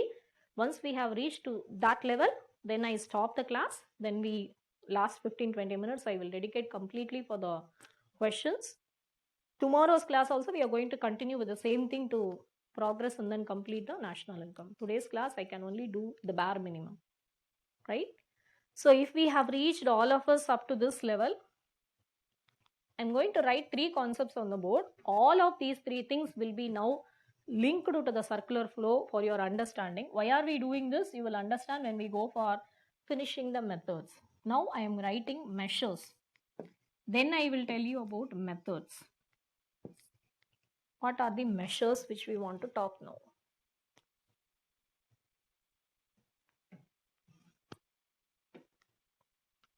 One is national versus domestic.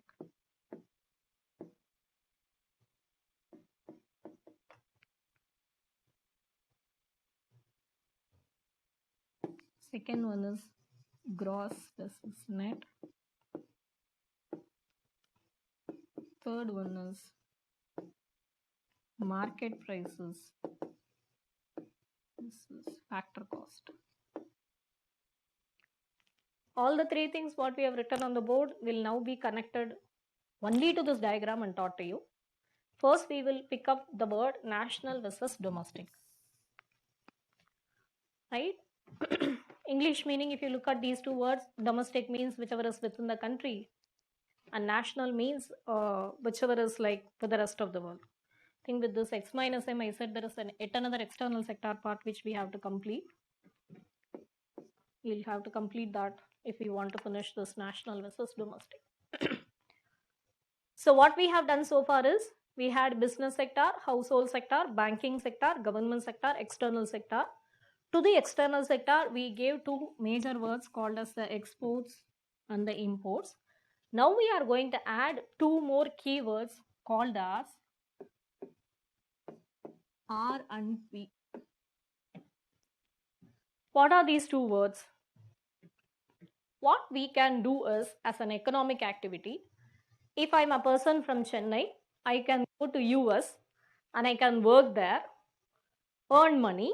I will be settling in US, I'll be earning money, but I will be sending some money back to my family in Chennai, which we call as the remittances. I hope you're all very, very familiar with this word, remittances, foreign remittances, right? So, I am an Indian, I am from Chennai, I am going from here to abroad to US, I am working for US, not for India. I am working for US there. I am earning some money. Then I am sending some money to the family here in Chennai. After consuming whatever I want to be there in US, I have some surplus money which I send it back to the country here, to India, to my people, to my family. That we are going to call here as remittances. The second word is payments. What is this payments? Assume that a German person is coming to India. He is working for a company here. He is spending his amount and all here. Some money he is also sending to his family in Germany as the payment.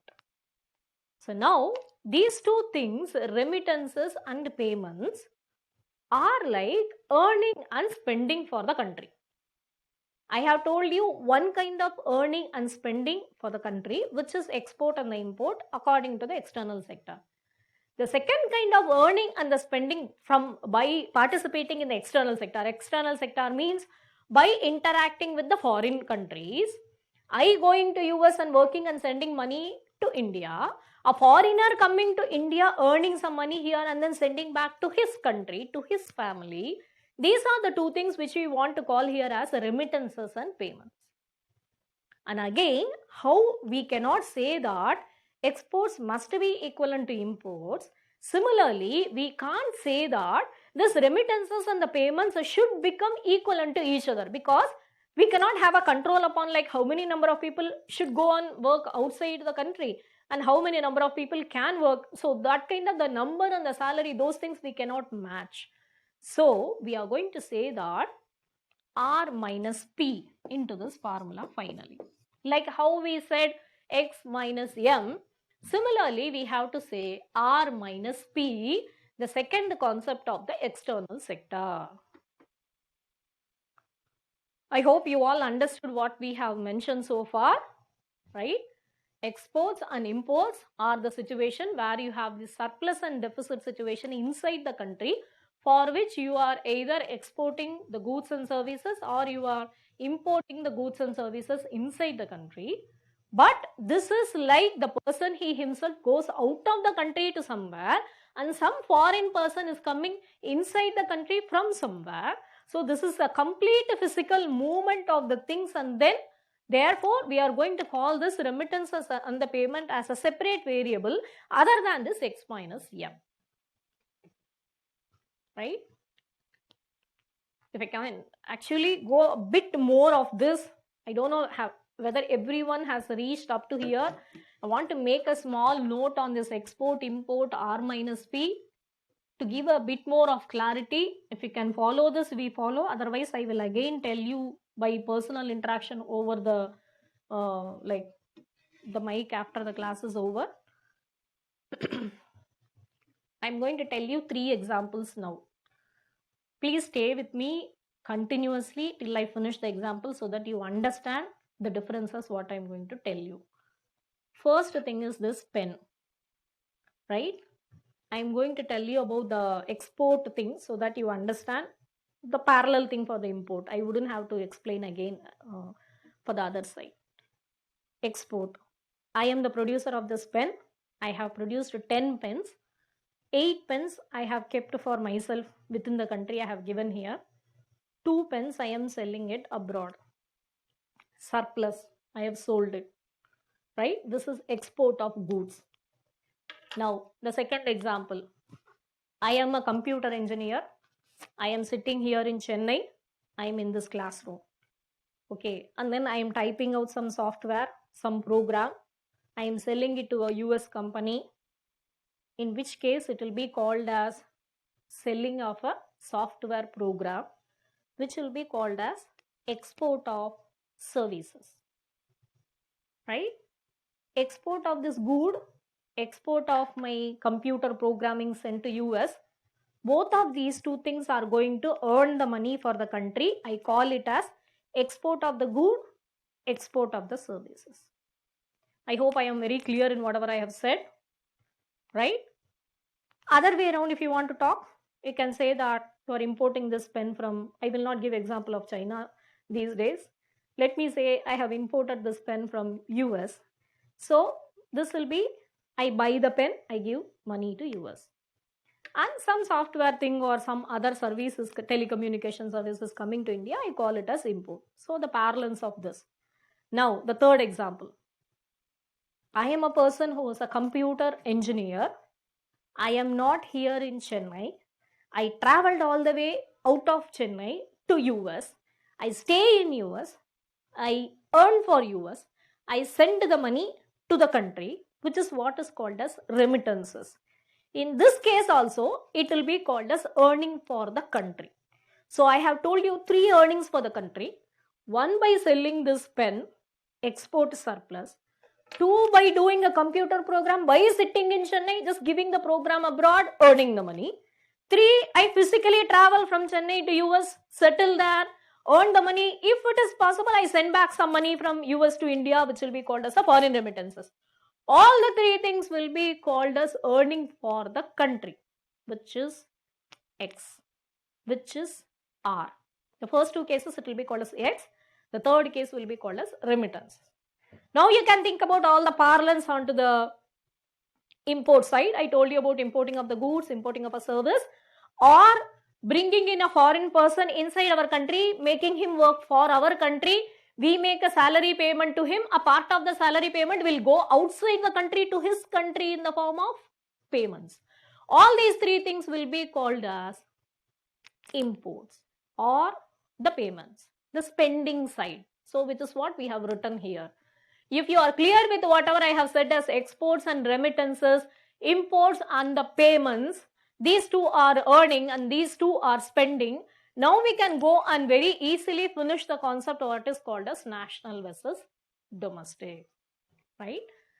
So what is this national versus domestic which we are going to tell now? Let us go back to the English meaning of these 2 words, national, domestic.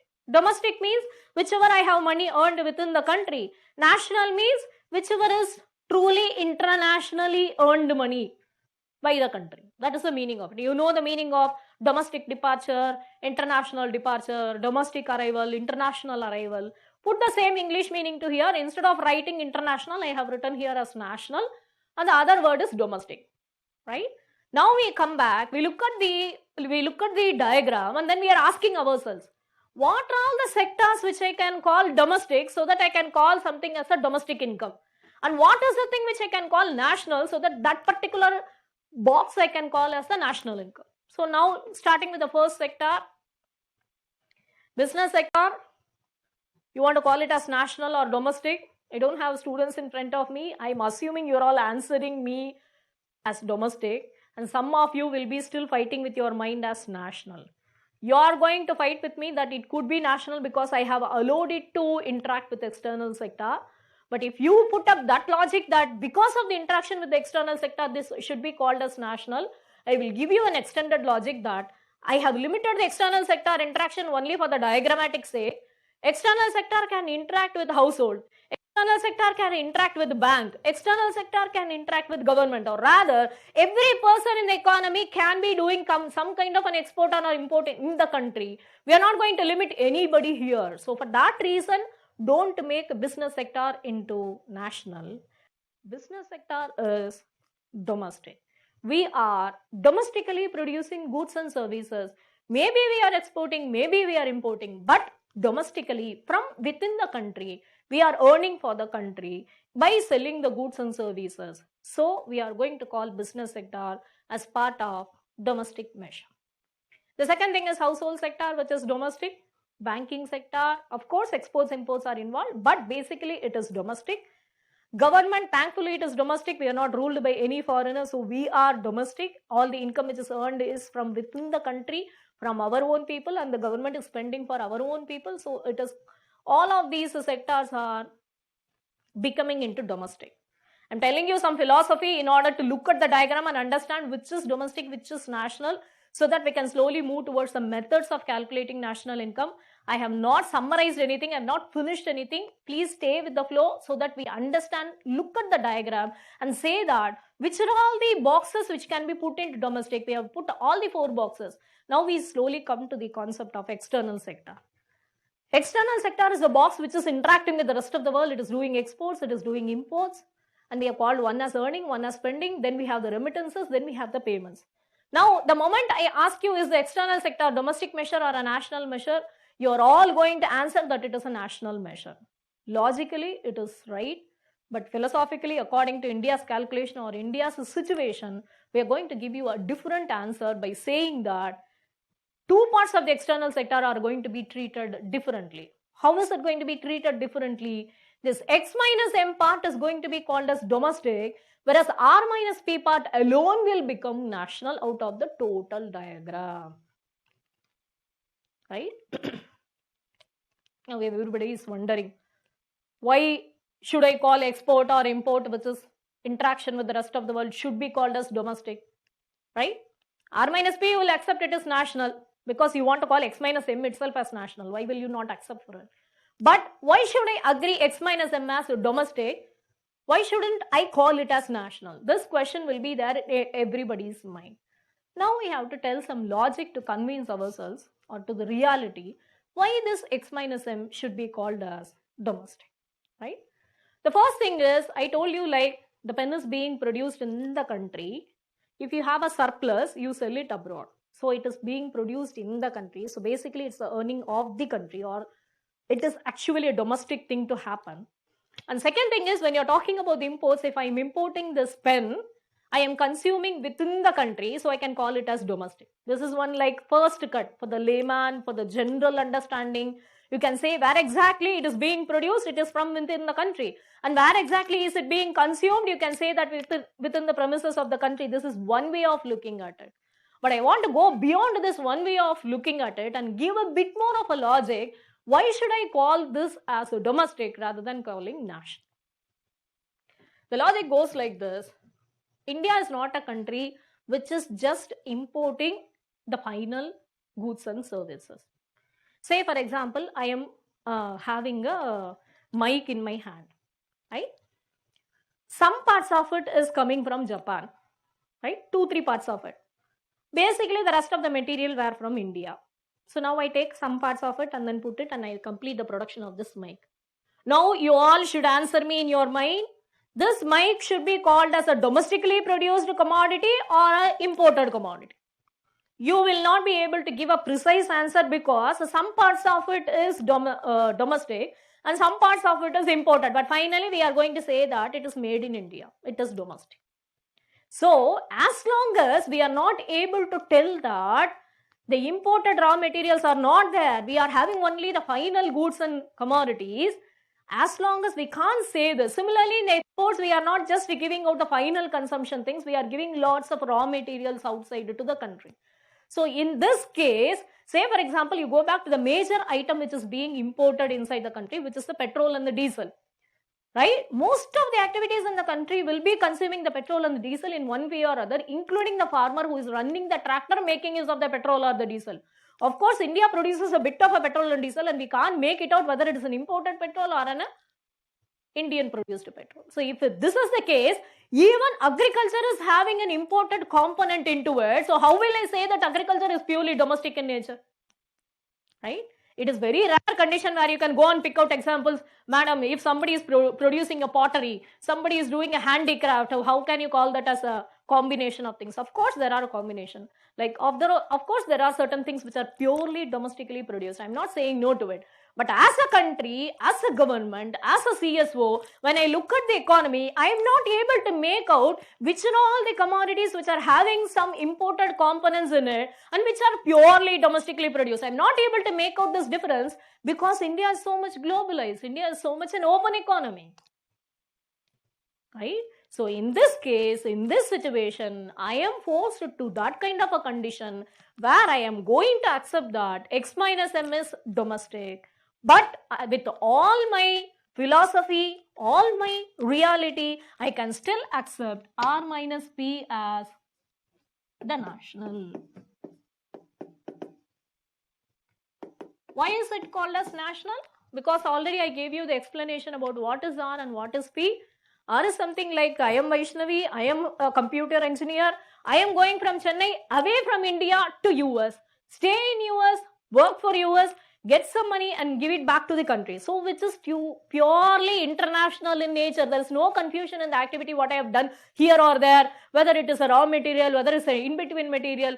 No confusion in this earning. We are simply saying that the money is flowing from outside. So it is purely international in nature.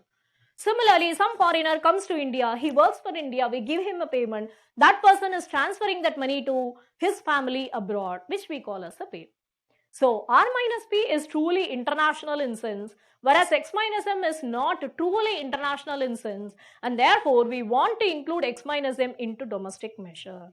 So now, to say that national versus domestic, looking at the diagram, I will accept all the sectors' earnings as the domestic measure, whereas in the external sector, part of the external sector will become domestic and part of it will become national. So the difference between the domestic and the national will be R minus P.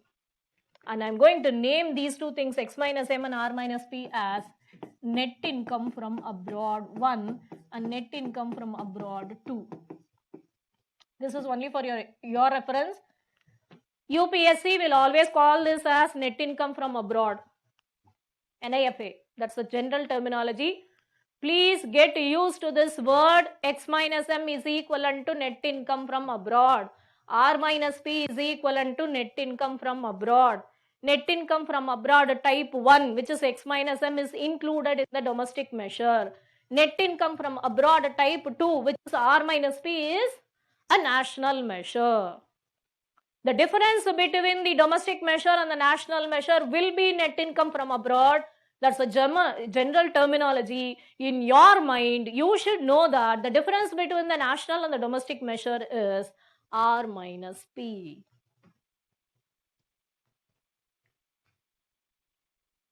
Have you all reached up to here?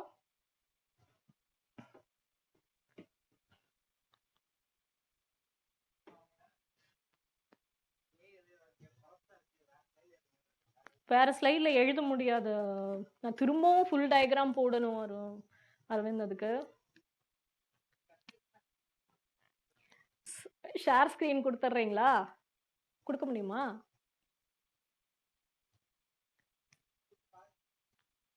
See, after finishing this, I will make another one neat diagram on the board and then I'll finish.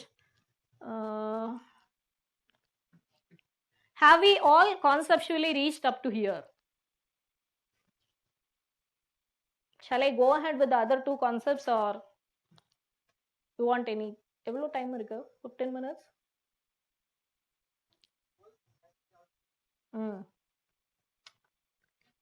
Have you all reached up to here? Are you all convinced with my logic of why R minus P should be called as national and why X minus M should be included into the domestic? Screen share ஆகலையா? புரியல. ஓ, okay.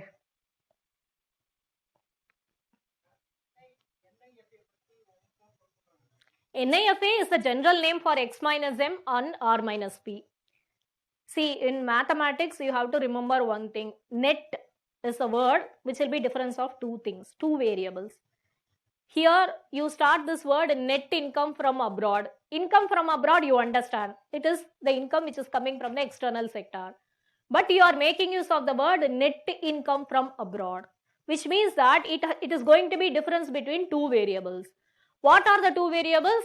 X and M. What is the possible other two variables? R and P. So for X minus M or for R minus P, there is a general name which will be called as net income from abroad. In UPSC, if they are going to ask you a question, what will be the difference between the domestic income and the national income? You are going to answer it as net income from abroad. In your mind, you should know that what you are mentioning is R minus P and it is not X minus M. This is the clarity what I expect from you all at this point.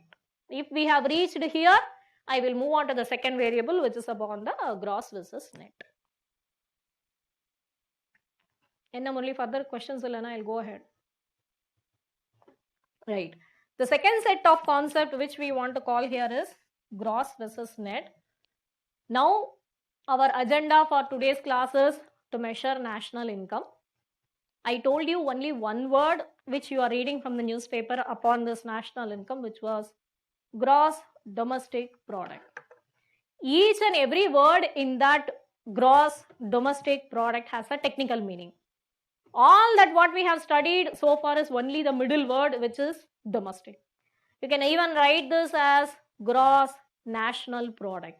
So far we only know gross domestic product, gross national product. Like this, you can write about national income, in which I know the meaning of what is domestic income and I know the meaning of what is national income, and I know the difference between what are all the things which will come into the calculation of the domestic income, what are all the things which will come into the calculation of the national income. That is all we have learned so far after learning the circular flow and after learning the three different measures. Now, gross domestic product, the first word gross, and there is a technical meaning to it. Once you learn what is gross, then we can also tell about the net domestic product, which is the difference between the gross and net, which is going to come here. Everything you're going to write, don't be anxious. I'm not just going to leave the words by saying GDP, GNP and all.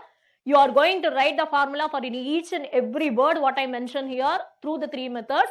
Just be patient till we finish these measures so that the methods can be completed conveniently.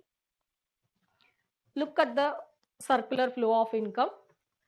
What we have done is national versus domestic, and we know like the whole thing is domestic, a bit is national. So anybody is asking me, come and calculate income for India, domestic income, you know what are all the things to be calculated. Somebody is saying calculate national income, I will put R minus P and then make it into national. That's the formula what we have written, C plus I plus G plus X minus M plus R minus P. That completes the equation with whatever data or whatever sectors which is given on the thing. Now the second question, gross versus net. Here we are going to talk about a concept which is called as depreciation. What do you mean by depreciation? I am not talking about the currency's depreciation which you are seeing from everyday's newspaper that India's currency is depreciating against US dollar. That's not what we are talking about here. What I am talking about here is about the machineries and equipments depreciation. What is the meaning of this? Assume that this mic is being bought. It has a lifetime of like 4 to 5 years. So the first year the mic will be working very well. Then slowly the efficiency of the mic will be going down. We are going to call this as wear and tear because I am continuously making use of the mic.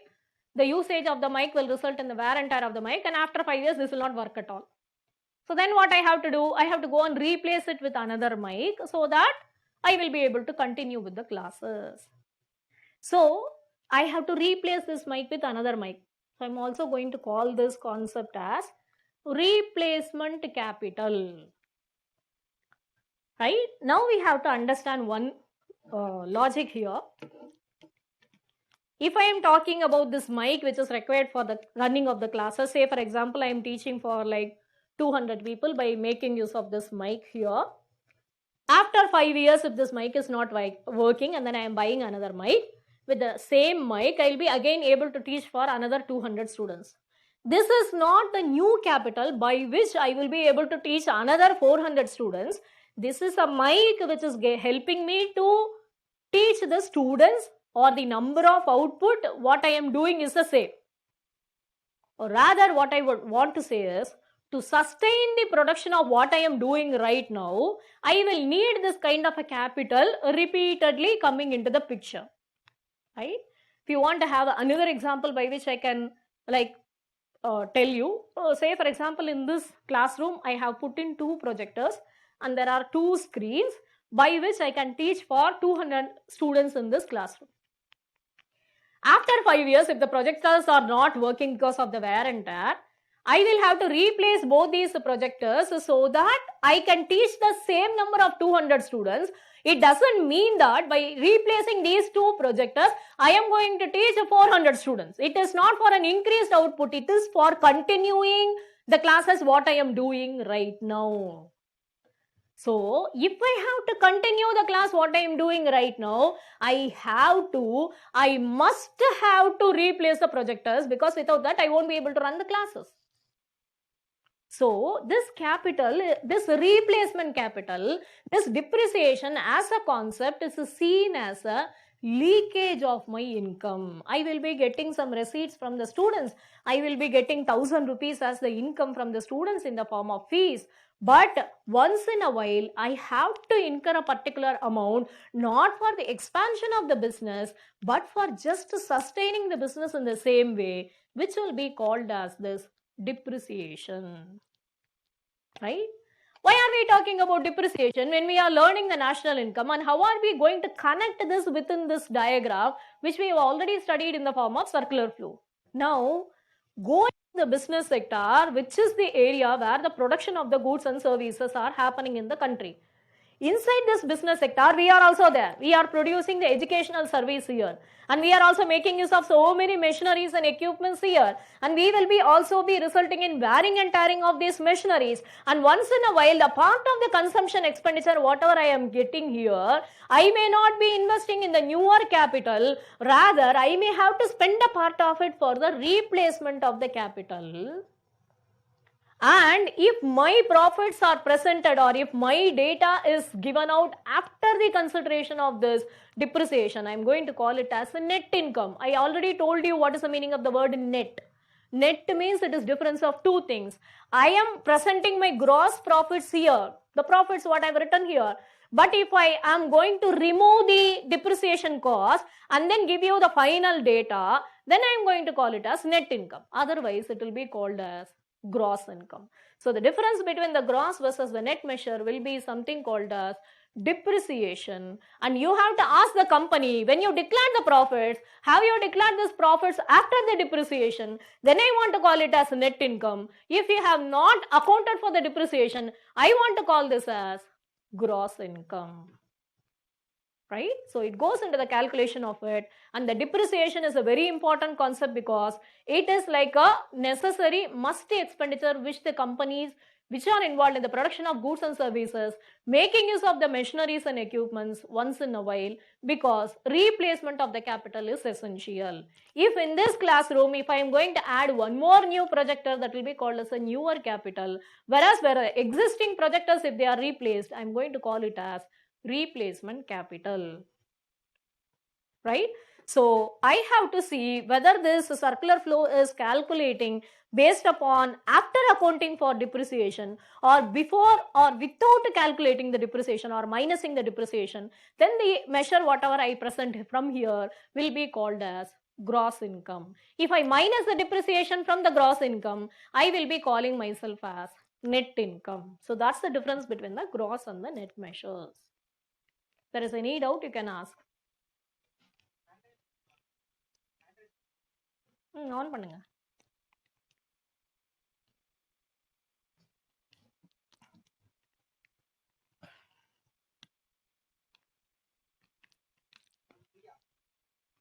Yes, Priya, what do you want to ask? I can't hear you. Hello, good afternoon, ma'am. Good afternoon, Priya. Ma'am, why can't we write that as export? We are writing in the equation that export is minus import, no, ma'am. Why can't we write it as import minus export, ma'am? You should always take earnings minus spending. The situation may be that But in India we are spending more than what we are earning.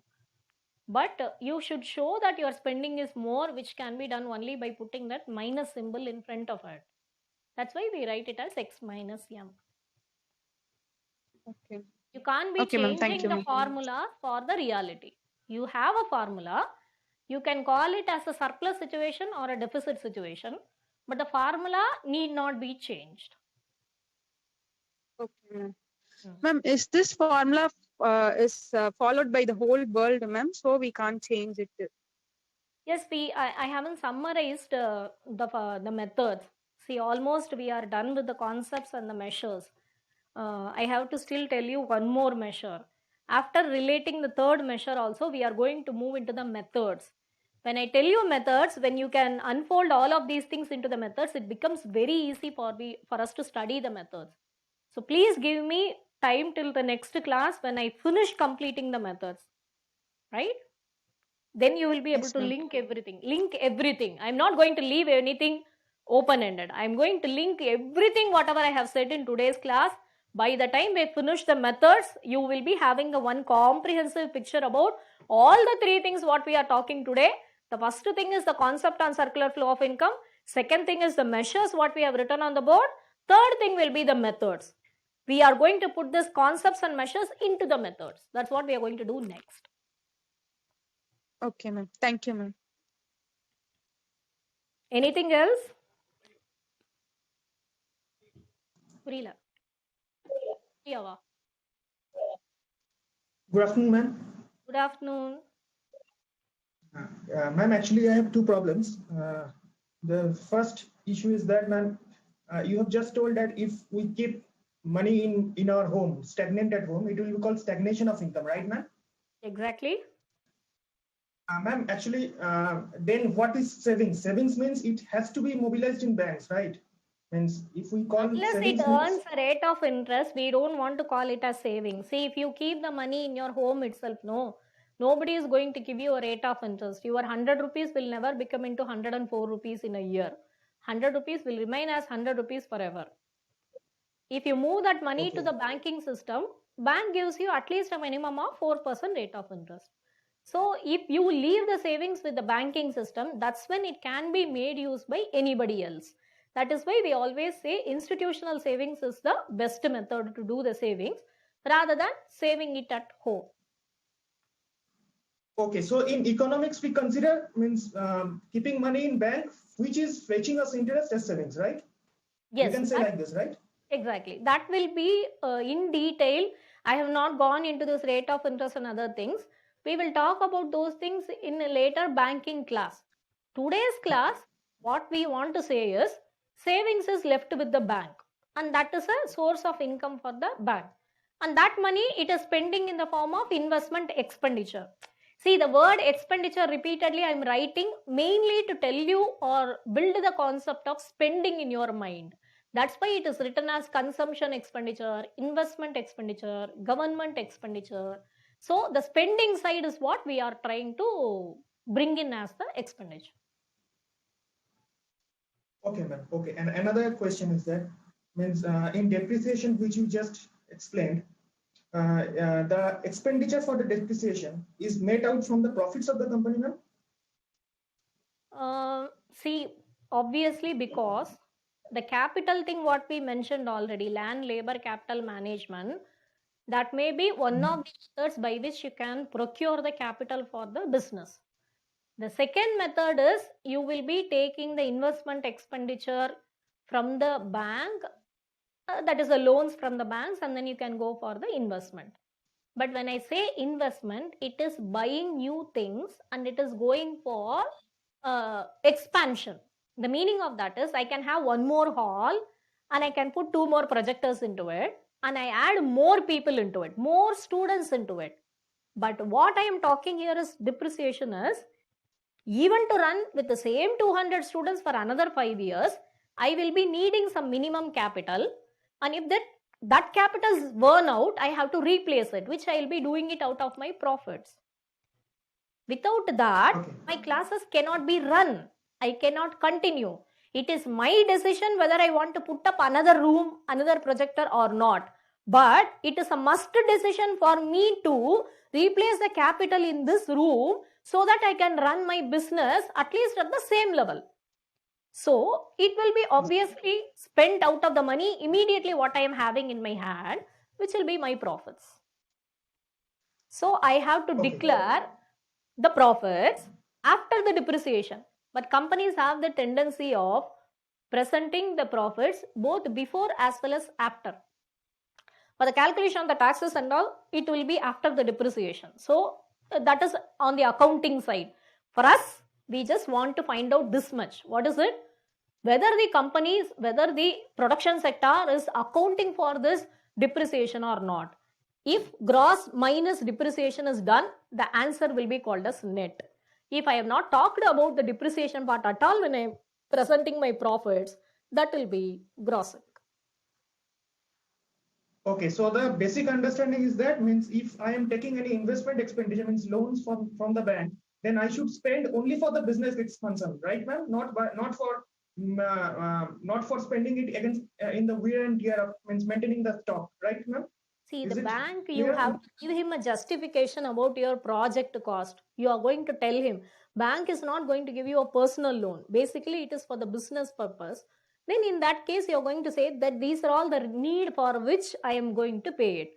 Sometimes the bank directly pays the vendor and you get the commodities. That is also happening when it is happening in terms of the investment related loans.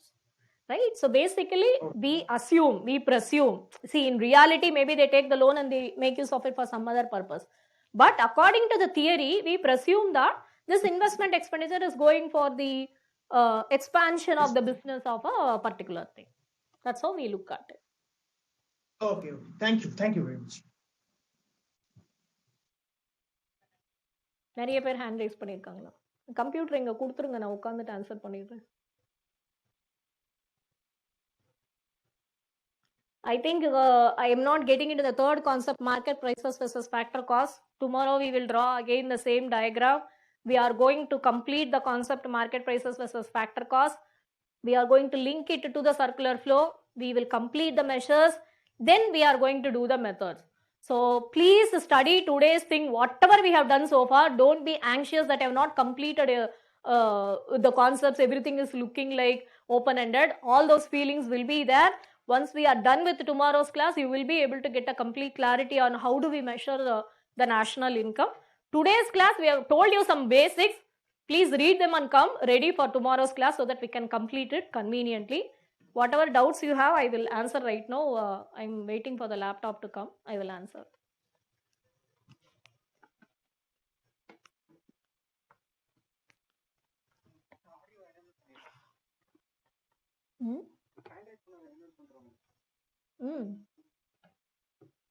இது நான் உட்காந்து கற்றுக்கணும்.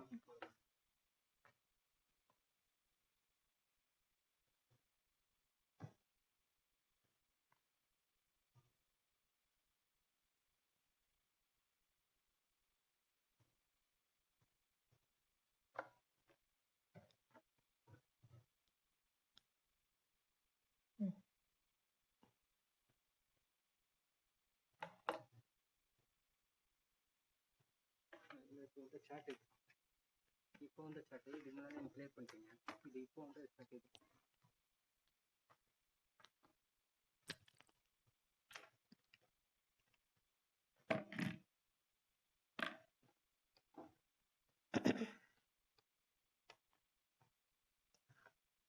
Remittances will be anything which is coming from abroad into our country as an earning. There is no obligation for us to give it back for anybody. It comes into our country and we can make use of that money within the country, right? So that's the meaning of the remittances. Gross versus net can't be understood. Basically, we are saying if I am a company, somebody from outside is coming and asking, what is the profit of your company? I can tell them like 10,000 is my fees, what I have received.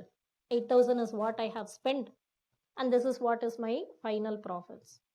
But when I am reporting that profits, I have to also consider depreciation as an expenditure.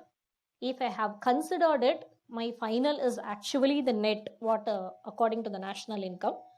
But if I have presented that profits without minusing the depreciation, then I call it as gross.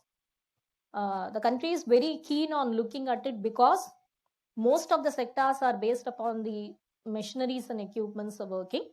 Many of them, they have to be replaced, and depreciation is seen as a must concept. You have to replace the machineries and equipments. So just to sustain the same level of production, how much extra money are we incurring once in the 5 years is what we want to tell as an additional cost which the company is undergoing in order to maintain the same level of output. I am not talking about adding one more tractor, acquiring one more acre. For the existing 1 acre, if I have one tractor, if it goes away in 5 years, how do I run the business or run the agriculture? By replacing it with another tractor. So without increasing the output, just to sustain whatever is the replacement which I have to continuously do, that is seen as an extra cost which has to be reported by the company or an individual. That is what we are trying to see with the gross versus net. Don't get into the concepts of GNP, GDP, anything as of now, because we haven't still completed any of the methods. I have only given you the basics. Tomorrow's class, I will answer all your questions on GDP, GNP, NDP, NNP, everything. So you please give me some time to complete the methods. Then I will talk to you about the how and all you can present the national income. So investment can be concluded as gross investment minus depreciation and net is yes, that you can do. Sir told that in 12th NCERT of economy there are some errors. Please don't get into NCERT economics book right now. Once we have completed the things, I'll tell you which are all the chapters which you can go and see. In the NCERT book, they would have written x minus m. Actually, even in our economics optional, we study x minus m as a national concept. But that's not the way how the country calculates it. X minus m is a domestic concept. Tomorrow, I'll also show you the table from the economic survey where when we are talking about the domestic concept, x minus m is taken into account. I'll show you the data. Then you will realize what I'm talking today. So please don't get into NCERT. Please don't get into economic survey. Nothing. Today, we have learned something. We are in the same flow. Tomorrow, till we finish the methods, we are not learning anything additional. Once we have got clarity in this, then you can go and read everything else. Not till we finish our methods. Today's class over. Yes, of course it is over. Gross versus net once more, ma'am. I think I have said right now. Make doubt session at the end. Okay. Can you please tell us the resources or reference books? For my suggestion is don't get into any reference book as of now, because whatever is there in the book, you can read Shankar Ganesh's book, you can read Dattan Sundaram's Indian Economy. These are all the reference books. If you ask me, you can read even the survey from tomorrow onwards. But any of these things is not going to help you right now, because unless you are clear about the concepts, what we tell you in the class, you won't be able to go look at the formula, read it and understand on your own. So give me some time to finish the concepts one by one. Then you can go and read any of these books, Dattan Sundaram or Shankar Ganesh book or whatever you want to read, you can read. I don't have a problem. In GNP, we are including import and export. Then X and M are national only, ma'am. This question I will answer tomorrow, not today. Ma'am, please once again specify definition of national versus domestic definition alone. All the activities which are producing income within the country will be called as domestic income. The activities which are beyond the country but still they earn income for the country, like the remittances, will be called as national income. Right? I am right now making use of the word national income in a very commoner way. The technical meaning of it you will understand tomorrow. Right? Difference between factor income and national income is both are the same. We can call it as factor income, but in not all the places we can make use of the word factor income as national income. But it is technically it is the right. They both are the same. If X and M are domestic, then why we are using in calculating the GNP? This question we have to wait till tomorrow. Ma'am, whether the difference between national and domestic measure includes exports and imports or only the remittances and the payments alone. Domestic measure includes X minus M. National measure includes R minus P. Right? Can you explain about the NIFA? I think I've told it. NIFA is net income from abroad.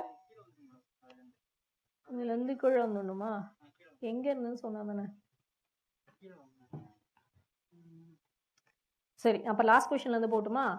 Have we simply say depreciation as expenditure for maintenance?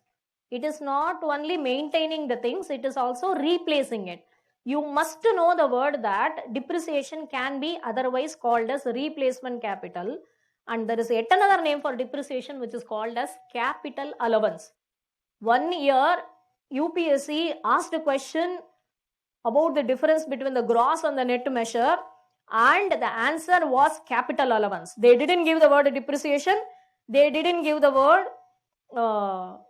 replacement capital. It is, if I lose this mic in another 5 years, I have to replace the mic with another new mic just to run with the same class, not for doing more classes. So this is the extra cost for the company once in 5 years. I have to account for this cost within my accounts. So depreciation is important for the economy. Domestic income is C plus I plus G plus X minus M. That's true. National income, we should include R minus P. That is true.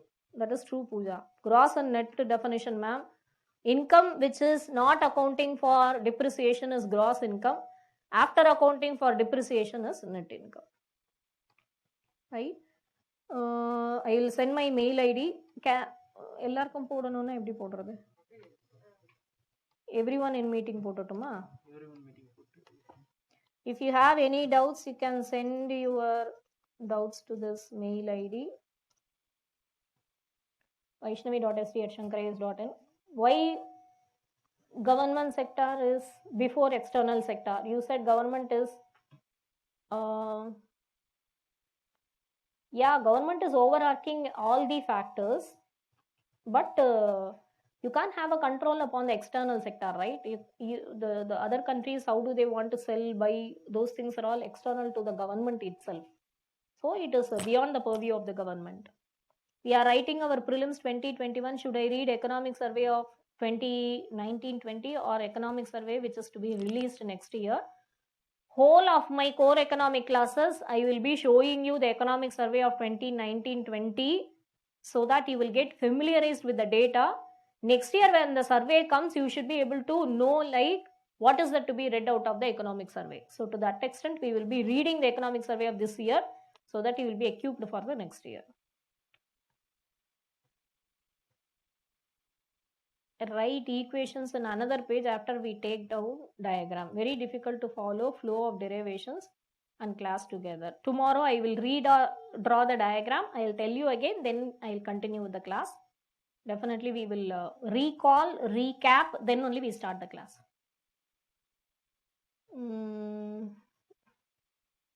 National minus domestic is equivalent to R minus P. That is correct. Tomorrow you will learn that. Depreciation must be set aside every year or only when the investment in every year you have to mention about the depreciation. Don't get into any books as of now.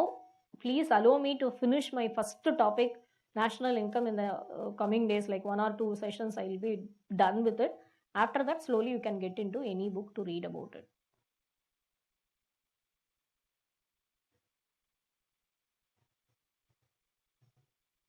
Okay. X minus M is domestic. I think I've already mentioned. Exports and imports both are happening within the country. That's one kind of looking at it in a geographical way to call that. Export, I produce surplus from within the country, which is why I can call it as domestic.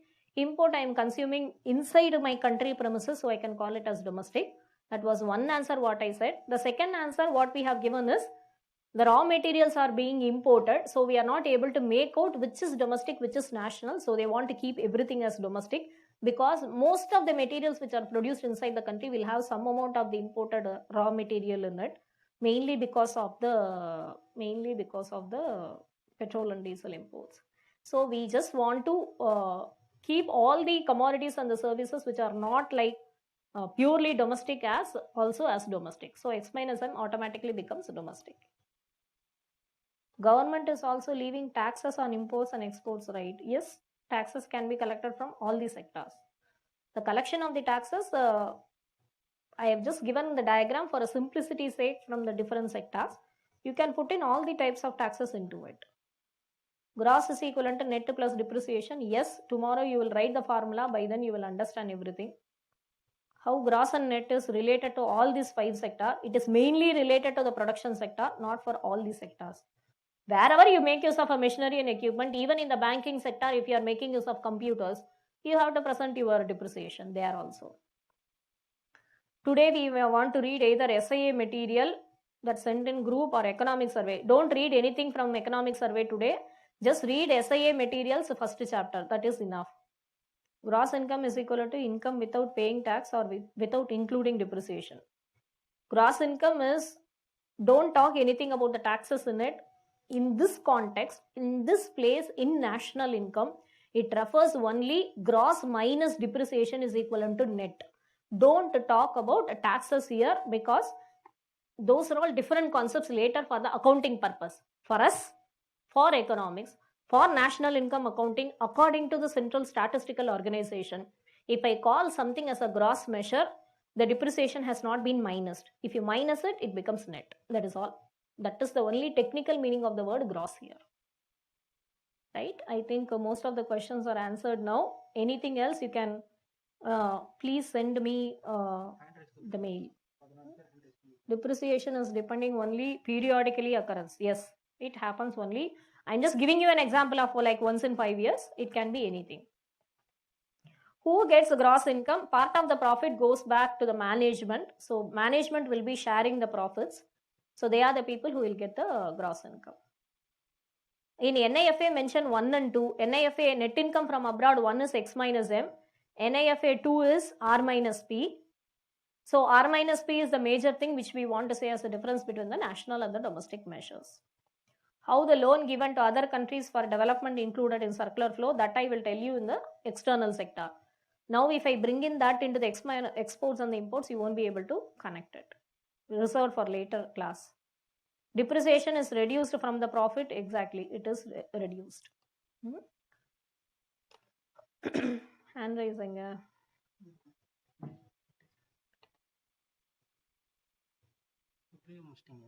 நீ உங்களெல்லாம் message பண்ண சொல்லிடுப்பா. It won't be like ask them to mail it to me. Thank you. So we stop the class here. We are going to continue tomorrow's class after finishing the basic concepts of today. We will be continuing and finishing the methods of calculating national income in tomorrow's class. We go a bit slowly. I want to be sure by tomorrow's end of the class, if we are all parallelly able to write all the 3 methods formula, I'll be very happy about it. Then we will slowly continue with per capita income, disposable income and other concepts related to the national income. And anything, please write a mail to me today. I will reply you back. Thanks a lot.